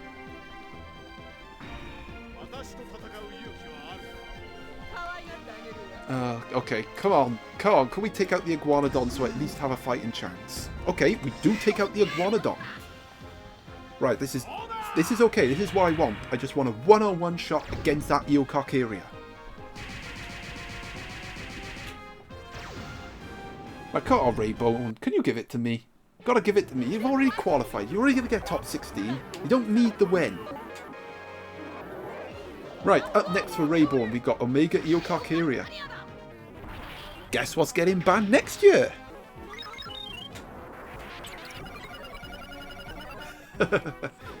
Yeah, well, we got Dino Stuffer to protect against the Crimson Flame. So actually, even though it's got type disadvantage, I don't think that's going to matter because the Burning Dash only gets triggered during a tie and that's still going to do a decent amount of damage. Yeah, it's Eocarcharia. You can't really say it's got type disadvantage. Okay, there's a hit. Not what I want to see. Yeah, that's not good. That might actually knock me out. Because I'm not going to get enough points. Come on, give me a hit. Okay, there's a hit. The type advantage is going to increase the damage. No Aqua Javelin or freaking Strufio Rush though, but I'll take the hit nonetheless. Okay, that's a tie. Yeah, that's definitely going to hurt. Oh yeah, let him get tie recovery as well. Okay, that is another hit. Okay, here we go. Strufio Rush. Oh, this is going to the wire. Oh, we poisoned it. Slippy, slippy, slap, slap. Alright, Irritator. This is it. This is it. We could win. Oh, hang on. We got Aqua Javelin.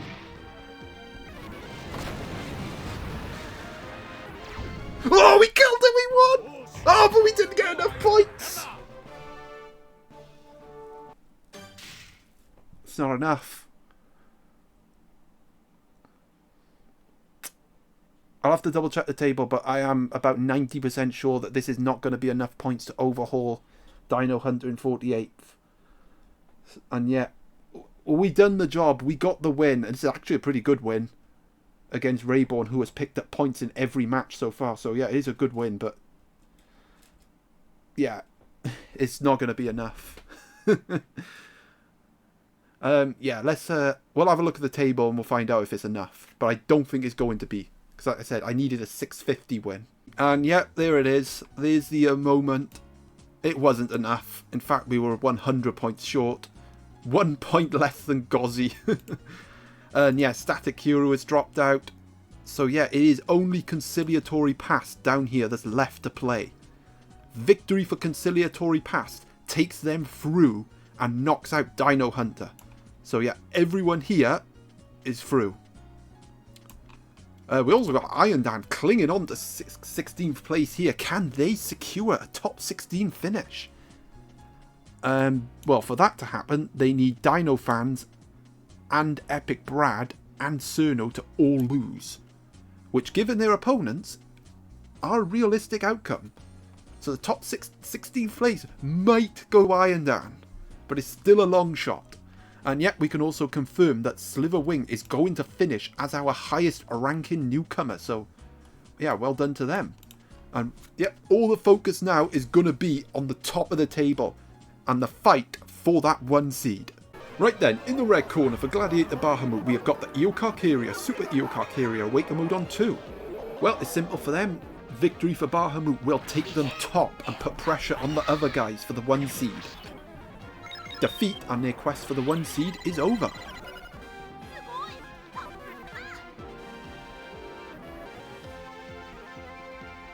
Right, in the blue corner, for Conciliatory Pass, we have got we've got the Irritator, Warning type Irritator. Well, it's simple for Conciliatory Pass. If they win, they will go through and knock Dino Hunter out of the top 48. And then that will be our top 48 combatants all sorted. So yeah, plenty at stake for in this matchup. Okay, he's going for scissors. Oh, that's a tie. That high is going to activate the Ocean Panic. Okay, this might complicate things. Okay, no. If a Shockwave rule applies here, the Shockwave rule will take priority over the Warning rule. So I won't apply the Warning rule here. I'll apply the Shockwave rule. Right, that's once. Oh, it's going to be rock anyway. You can't go paper. You can't go paper. You got to take that warning crit. No, you don't, because it's a Dino Stuffer. No crit for you. Right, so yeah. Conciliatory Pass will still have 2 attempts left to get a warning hit, so this is attempt number 2. Okay, that's a tie. And this is warning effect number 3. Oh, that's a crit for Bahamut! And that's going to take out the Irritator and put Bahamut in the lead. I think the Ocean Panic might have backfired there. Right, anyway, up next for Conciliatory Pass, we have got the Super Triceratops Awaken Mode on 3. Well, Bahamut got his Awakened hit off. Can Conciliatory Pass get theirs? The problem they do have is that Stegosaurus comes in next with type advantage. So, yeah, things not looking good for Conciliatory Pass. That's a tie. Oh, they can't afford ties. They can't afford that either! That's a crit! And that's going to be a Volcano Burst as well. Things looking really good for Bahamut in this match. But remember, even with type disadvantage, an Awakened Crit can still do serious damage to the Steg. But forget the Steg, because it's Eocarcharia stealing the show. And it's looking likely to be a 2-0 victory for Bahamut. Oh, no, not yet.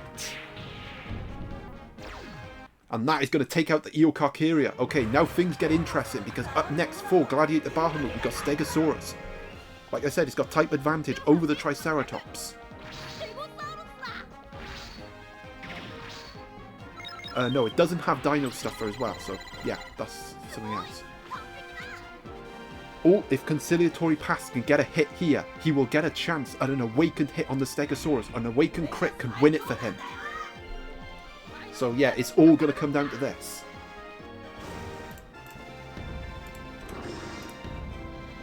Oh, and they do get the hit. It's going to be a Gatling Sput. It's going to be a Lightning Spear.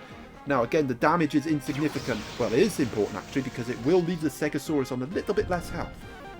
But more significantly, it gives Conciliatory Pass the chance of an Awakened hit. Can they get it? Even with type disadvantage, I think an Awakened Crit is going to win it for him. Oh, Bahamut knows that. Oh, he does get the Awakened hit. Again, type disadvantage is going to limit the damage. Stegosaurus is not going to go down. The Lightning Spear is going to do a lot of damage, though. Oh, things get interesting now. Oh, it's another Lightning Spear! Is Conciliatory Pass going to pull this off?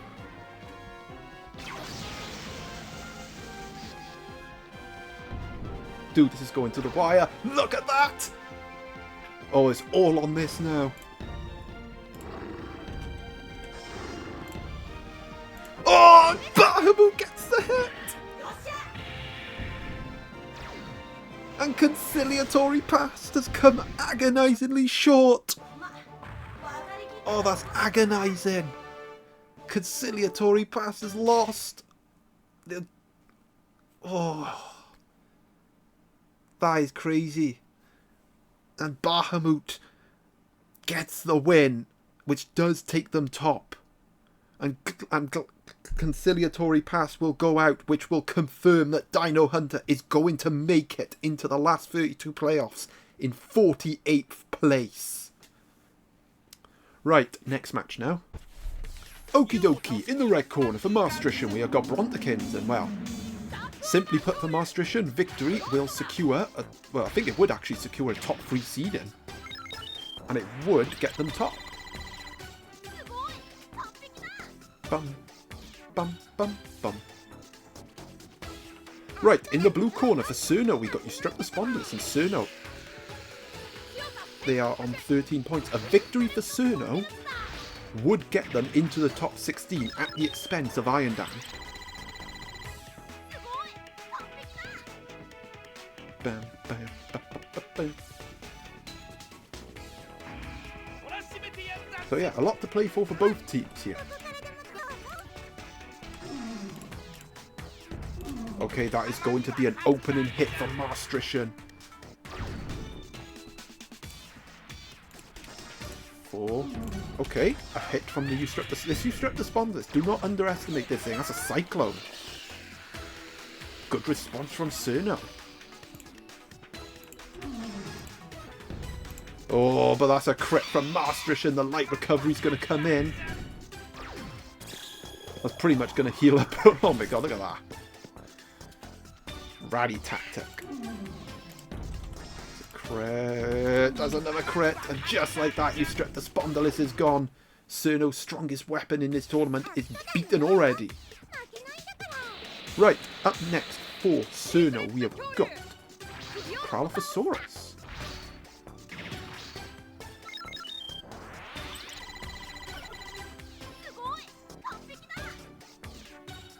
Well, can Cerno turn this around with the Frozen Devil?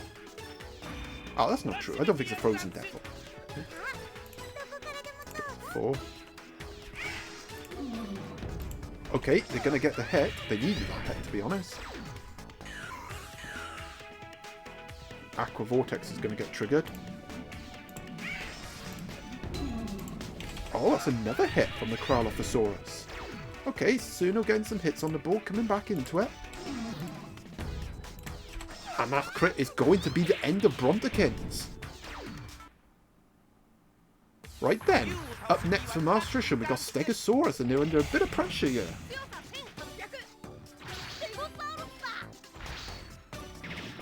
Dum, dum, dum. Dun, dun, dun, dun. Because this Kralophosaurus is looking good. It's gotten some hits on the board, and if it gets some secret moves off, Cerno can win this match. There's a 2. Oh, okay, Maastrichtian is going to get the next shot off.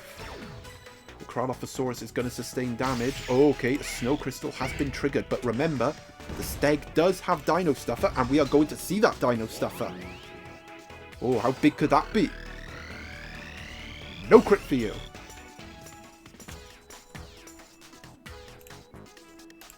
Uh-oh, he's going for it again. Oh, you're going to get that one, though. That's a Snow Crystal. And Maastrichtian in a bit of trouble here, because this has been... Since the Eustreptus spondylis has gone down, it's been all Cerno. Look at that! And that hit's going to do it! Yes, it is. It's going to be a win for Cerno. And they are going to sneak into the top 16 at the expense of Maastrichtian, whose hopes for the 1 seed have ended. And what's also ended is Iron Dan stay in the top 16, because they will drop out to 17th. But yeah, nicely done from Cerno there, proving that they are not one-dimensional with the Eustreptus spondylis after all. Right, next match now. Right then, in the red corner, for Shazzy, we have... No, for Dino fans. They both got Pachyrhinosaurus, alright? Anyway, in the red corner for Dino fans, we've got Pachyrhinosaurus. It's rock type, so it will be opening with a rock hit. And yeah, victory for Dino fans takes them into the top 16 at the expense of Ultralord. And yeah, I would also like to add that Cerno is confirmed to finish in the top 16 now because of their battle points. Right, in the blue corner for Shazzy, we have got a T-Rex. And well, Shazzy's probably had the most insane tournament so far. Not in terms of like the fact that they've won every match, well they haven't, but you know, just the way their matches have gone. Victory for Shazzy takes them top, and they do have a lot of battle points in their favour as well. And that's going to go in their favour as well, that's a crit! Oh wow, Tie Bomb coming in as well. Solid start from Shazzy. Okay, that is going to be another hit, another Tie Bomb going to go to Power Drain. This is a strong start from Shazzy. I actually think, going into the knockout rounds, I think Shazzy could genuinely be a serious contender. I say that, I watched them lose in the first round, in the last 32 round now. Well, look at this! Well, Pachyrhinosaurus is gone. Not a good start for Dino fans, but a dream start for Shazzy. But it could quickly turn into a nightmare, because up next for Dino fans, we got Armatus with the Spectral Armour. It's going to have type advantage over the Pachyrhinosaurus as well, if it gets that far. Type advantage with probable Spectral Armour equals win for Dino fans. Of course, he hasn't got a hit yet in this match, so all this hinges on whether Dino fans can start getting hits. So Shazzy does need to be careful of that. Well, at the minute, it is going to be all Shazzy. And they are looking very good at securing a top 5 finish, which is what this win will probably do. Come on, give Dino fans a hit. This is ridiculous. Okay, here we go. A 3. Oh, it's going to be another Power Drain, probably. Oh, no, it's a tie this time. Tie Bomb's going to go off. At least Dino fans has landed some damage. Oh, and they are going to finally get a hit in this match. A light recovery coming in as well. Earth Barrier is going to help if he gets it off. Give my man an Earth Barrier. Yeah, you got an Earth Barrier. Although, at this point, given all the hits that Shazzy has got, that could be delaying the inevitable. Or is it?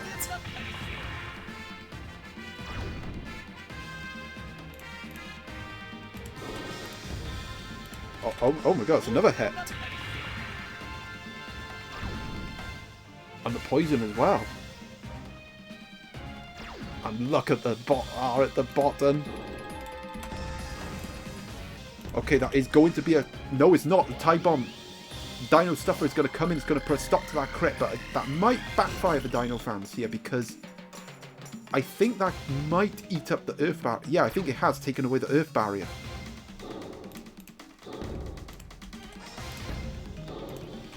Well, what it hasn't taken away is this sudden surge that Dino fans has got. And look at the bar! It's going to be Spectral Armor time!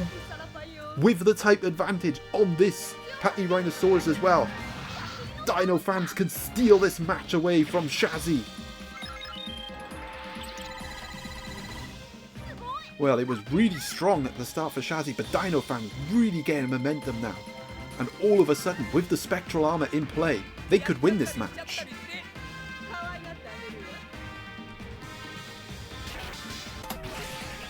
Alright, here we go. It's all on this.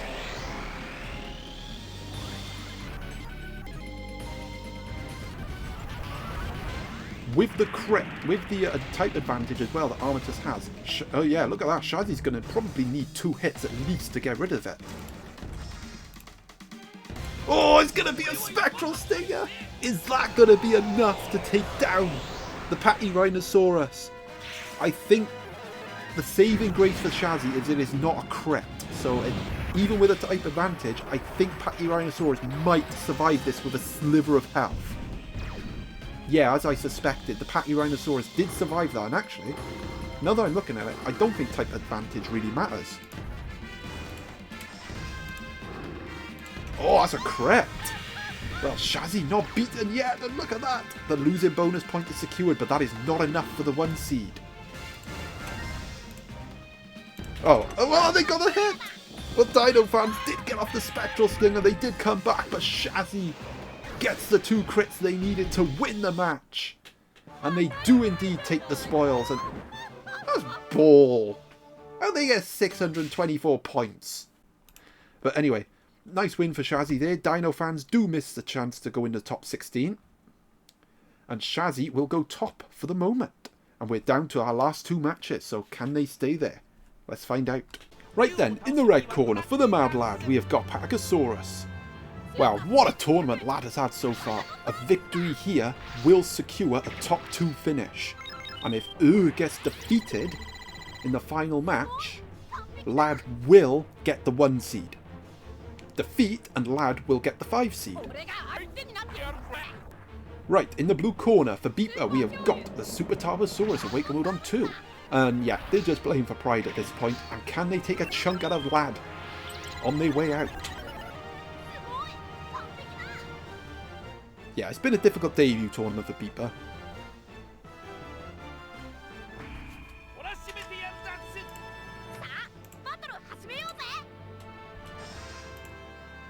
Okay, that is going to be a tie. Oh, that's a good start for Lad. That's going to be a defense boost, a crit as well. Just once. Oh, okay, but Tarbosaurus is going to respond with a crit of his own. But yeah, look at the difference in damage already. 1 defense boost, that's just 1 defense boost.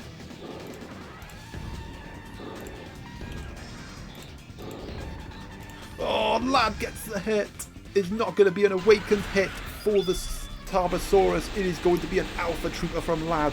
It's going to max up the defense boost as well, and this is yet again a strong start. And I think that's been the cornerstone of all of Lad's victories in this tournament, is that they have started well. And I think that is a big reason why they are where they are, and that tie is going to take out the Tarbosaurus. In fact, I think Pachyrhinosaurus has knocked out the first dinosaur in every match so far for Lad. Correct me if I'm wrong, but I can't think of a scenario where Lad was losing. I think maybe like 1 match, maybe? I can't remember. Right, up next for Beeper we got Amargasaurus. Well, Amargasaurus does hit like a truck. Well, only when it gets a crit. tie. And that is going to be another hit for Patagosaurus. Lad looking really strong at the minute. Ooh, but that is a crit from the Amargasaurus and a much needed one from a Beeper. Okay, but that's another chip shot from the Patagosaurus. Lad's still on top. Oh, here we go, another Alpha Droid. Another Alpha Trooper coming in.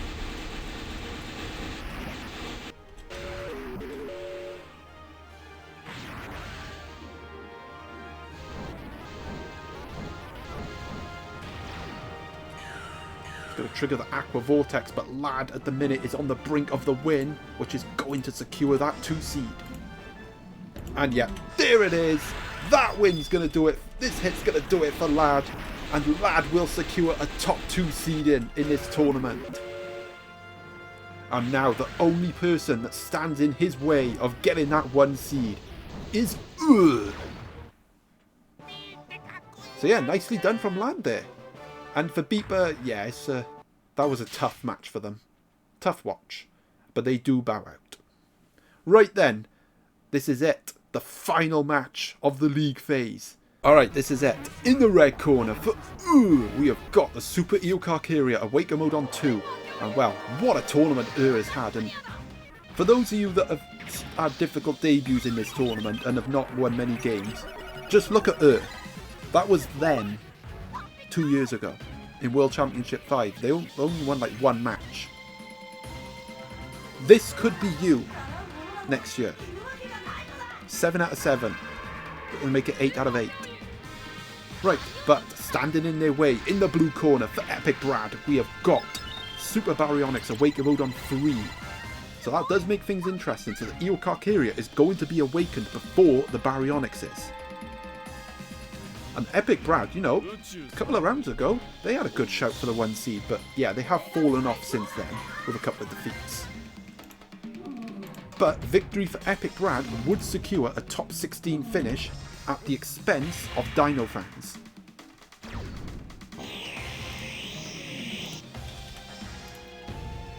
Oh, that's going to be a hit. It's going to be awakening time for the Eocarcharia. Alright, here we go.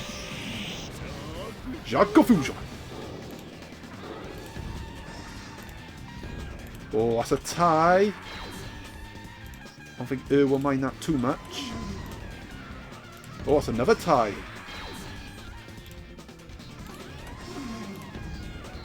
Oh, there's gonna be a hit for the Barry. Epic Brad gets the hit.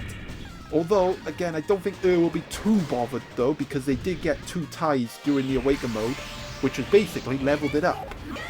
But it is awakening time for the Barry. Now, a tie here could be epic for Epic Brad. Oh, and they do get the tie. The tie's going to take out the Eocarcharia. And now Epic Brad has a chance at an awakened hit on the Tarkia. This could be a big moment in the match. Right, for we have got Tarkia. And I would say for the first time maybe in... Well, I wouldn't say for the first time, but yeah. Could be in trouble here. Especially if the Barry gets an awakened hit. It will put right on the back foot.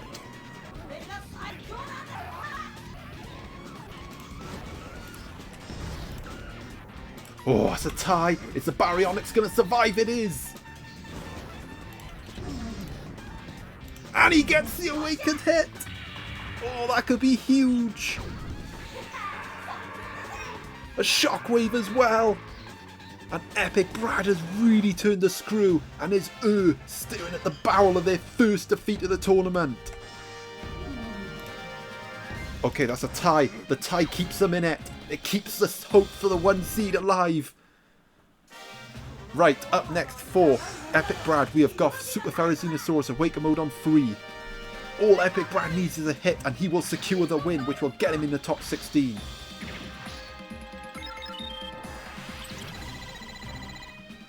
Sugoi!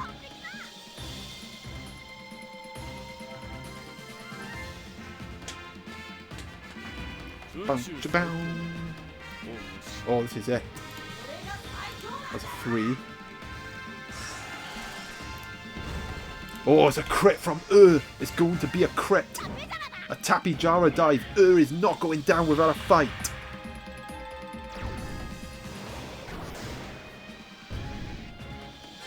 Technique was going to activate there.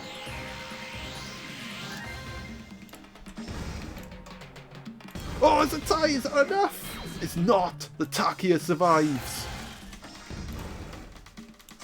But that time might do it. Yes, it is. It's going to be defeat for the first time this tournament. And that defeat, even though they get the losing bonus point, is going to confirm that Lad is going to be the 1 seed. And that is an epic way to finish the tournament. And Epic Brad will get in the top 16 as well at the expense of Dino fans. We're going to have a look at the table for one last time. And then we are going to do the draw for the last 32 playoff. Alright, so that is the final table, ladies and gentlemen. And yes, Lad will get the 1 seed. Only by virtue of their battle points. Their first defeat of the tournament does indeed cost them, despite the losing bonus point they got. They also finish on 22 points and will secure the 2 seed. Shazzy will finish 3rd and they will get the 3 seed. Bahamut will get the 4 seed. And the champions team will get the 5 seed. And Maastrichtian misses out on the top 5 after that defeat. Sliverwing will finish as our highest ranking newcomer on 18 points. Our champ Black Beauty also gets a seeded finish. They will get the 8 seed. And Epic Brad, after that win, climbing up to 9th and getting the 9 seed. Asta getting the 10 seed. We have Rayborn on 17 points. Despite their defeat, they will get the 11 seed. Shy Guy, Navi, Swift Wyvern and Diasynapsid all securing seeded finishes on 16 points by virtue of their superior battle points. And yeah, Dino fans just missing out, unfortunately. But yeah, we have Dino fans, Ultralord, Iron Dance, Silver Knights, Outlaw, Futurist Deck, all missing out there by their inferior battle points. We have Dino Smash on 4,300, which is an absurd amount to have on 15 points.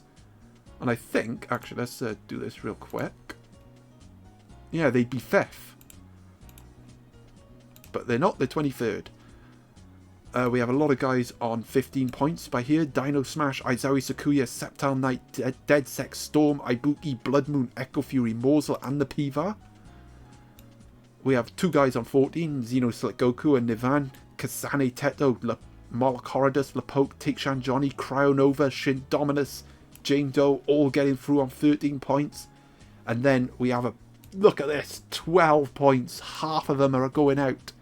Power 214, Karjon, Dexin, Carnotaurus Man, MEJP10, Fool's Katamato, and Dino Hunter clinging on to secure a place in the last 32 playoffs. Static Hyoru, agonizingly short despite the win they got. And ChatGPT, but no one cares about them. Gozzy, and look at that, our host Stranger Gamer bowing out. 3 probably big casualties early on. Maha Channel, Yakari Yakumo, Conciliatory Past, Torumaru Show all bowing out at 11 points. Spy, Gold, Time, Paleoolophus on 10 points there going out. And then we knew that all these guys were out. And let's have a look. Aaron Plays, Losange, Dino Hug, Diddy Darius all the way down here. Martin Soto, Arctic Warriors, Gazmaniac, Steel Mason, Engineer Gaming all out. Bellatrix finishing bottom. So yeah, that is the league phase, ladies and gentlemen. And oh my god, it's been an absolute marathon. Alright, we are going to move on to the last 32 playoffs draw. But yeah, I'm going to have a quick little overview of how the last 32 round is shaping up. So yeah, you can see all our seeded combatants already positioned in their respective slots. And yeah, one thing that definitely sticks out already for me is how heavily stacked this side is compared to the other side. So yeah, very intriguing here. But yeah, we're going to move on from there. We've got the last 32 playoff matches to decide to sort out now. So how this will work each match will be randomly generated, like so. It'll be 1 to 16 going from descending order, so 1 to 16, and then likewise in pot 2, 1 to 16. So it'll be a team from here will go up against a team in here. And yes, you can play against the same person if you do happen to draw them, but hopefully we don't have too many matches that we've already had in this tournament. Right, let's dilly-dally, and this will be our first playoff match. It's going to be, oh, okay, it's going to be Ultra Lord. And they are going to take on Fool's Cap Amando. Interesting. So that is going to be our first matchup of the playoffs. Right, up next we are going to see number 9. That is going to be Dead Sex. And they are going to be taking on number 3. So that is Kasane Teto. Right, we're going to start with pot 2 this time. Oh, hang on. Yeah, okay, that's 8. Okay, so that is going to be Jane Doe. So yeah, we're going to continue. We're going to start with pot 2 again. So yeah, we're going to continue. We're going to start with pot 2 again. So that's number 10. So that is going to be Dexin Winters. I mean, there's so many matches in this tournament already. I forgot. I forgot most of them. Right, anyway, and they're taking on... That is going to be Dexin Winters taking on Dino Smash. That is going to be a very enticing contest, that is. Right, we're going to start with pot 1 again. So that's going to be number 12. So that is going to be the Pivar. And they will be taking on number 5. So that is Take Shan Johnny. So it's Take Shan Johnny versus the Pivar. Right, starting with pot 1 again. Got number 3, so that is going to be the Outlaw. And they will take on number 8. And that is going to be Kajon. Right, we are down to our 10 now, so we're going to start with pot 2 this time. So that's going to be number 8, that is Carnotaurus Man. And they are going to be taking on Futuristic. And I think that is a matchup we had in the league phase. Right, next one now. Starting with pot 2 again. Oh, that's going to be Cryonova. Cryonova had a strong start to the tournament, but they have faltered a little bit. And that is going to be up against Echo Fury. So it is going to be Cryonova taking on Echo Fury. Right, we are actually halfway through. So we got 8 more matchups to decide. We're going to start with pot 1 again. Okay, that is going to be number 1. That's Dino Fans. He is going to be taking on... Xeno Slick Goku. It's going to be 1-on-1. It's going to be Dino Fans versus Xeno Slick Goku. Oh, that's not a kind matchup there for Dino Fans. That's going to be a big one. Right, we're going to start with pot 1 again. Number 3, and that is going to be Septile Knight. And they will be taking on Molochorodus. Interesting. Right, we're going to go back, starting with pot 2 again. So number 6, that is going to be Dino Hunter, who slivered through. And he is going up against... Oh, that's got to be the tie of the round. It is going to be Dino Hunter taking on Iron Dam. That has to be the matchup of this round, of the last 32 playoffs. Oh, that's a good one. That's a good one. We're going to enjoy that one. Right. Yeah, we're going to do pot 2 again. So that's Nivan. Okay, Nivan is coming out to play. Nivan's opponent is going to be Ibuki. Right, we're going to start with pot 1 again. So who we got left? We got Izawi, Storm, Blood Moon, Morslet, Lepoke, Shindominus, Power 214, and MEJP 10. Okay, up first is going to be Morslet. And they will be taking on Shindominus. Oh, again, I think that's another matchup from the league phase. So not what we want to see, but oh well. Right, starting with pot 1 again. We are going to see Izawi Sakuya. And they will be taking on Lepoke. Right, we're down to our last 2 combatants. So we're going to start with pot 2. And it is going to be Power 214 coming out. Okay, I do have a quick confession to make. So I'm sure you noticed that when I was typing in the Power 214, you may have noticed that that the random number generator generated a number without me noticing it. So instead of it being Power 2 and 4 versus Storm, which is what I thought it was, it should have been Power 2 and 4 going up against Blood Moon. So that is a correction on my part. So it is going to be Power 2 and 4 taking on Blood Moon, which leaves MEJP10 taking on Storm. So yeah, quick apology for that little error on my part, but we got it sorted out. I only actually noticed it while editing. But yeah, that is going to be the official matchup. So yeah, that is going to be our matchups for the last 32 playoffs, ladies and gentlemen. And it will be split into 2 parts. So part 1 will have the first 8 matches, and then part 2 will have the second 8 matches. And then the winners will enter another draw to see who plays who in the last 32 round. So yeah, look forward for that. And until then, ta-ta!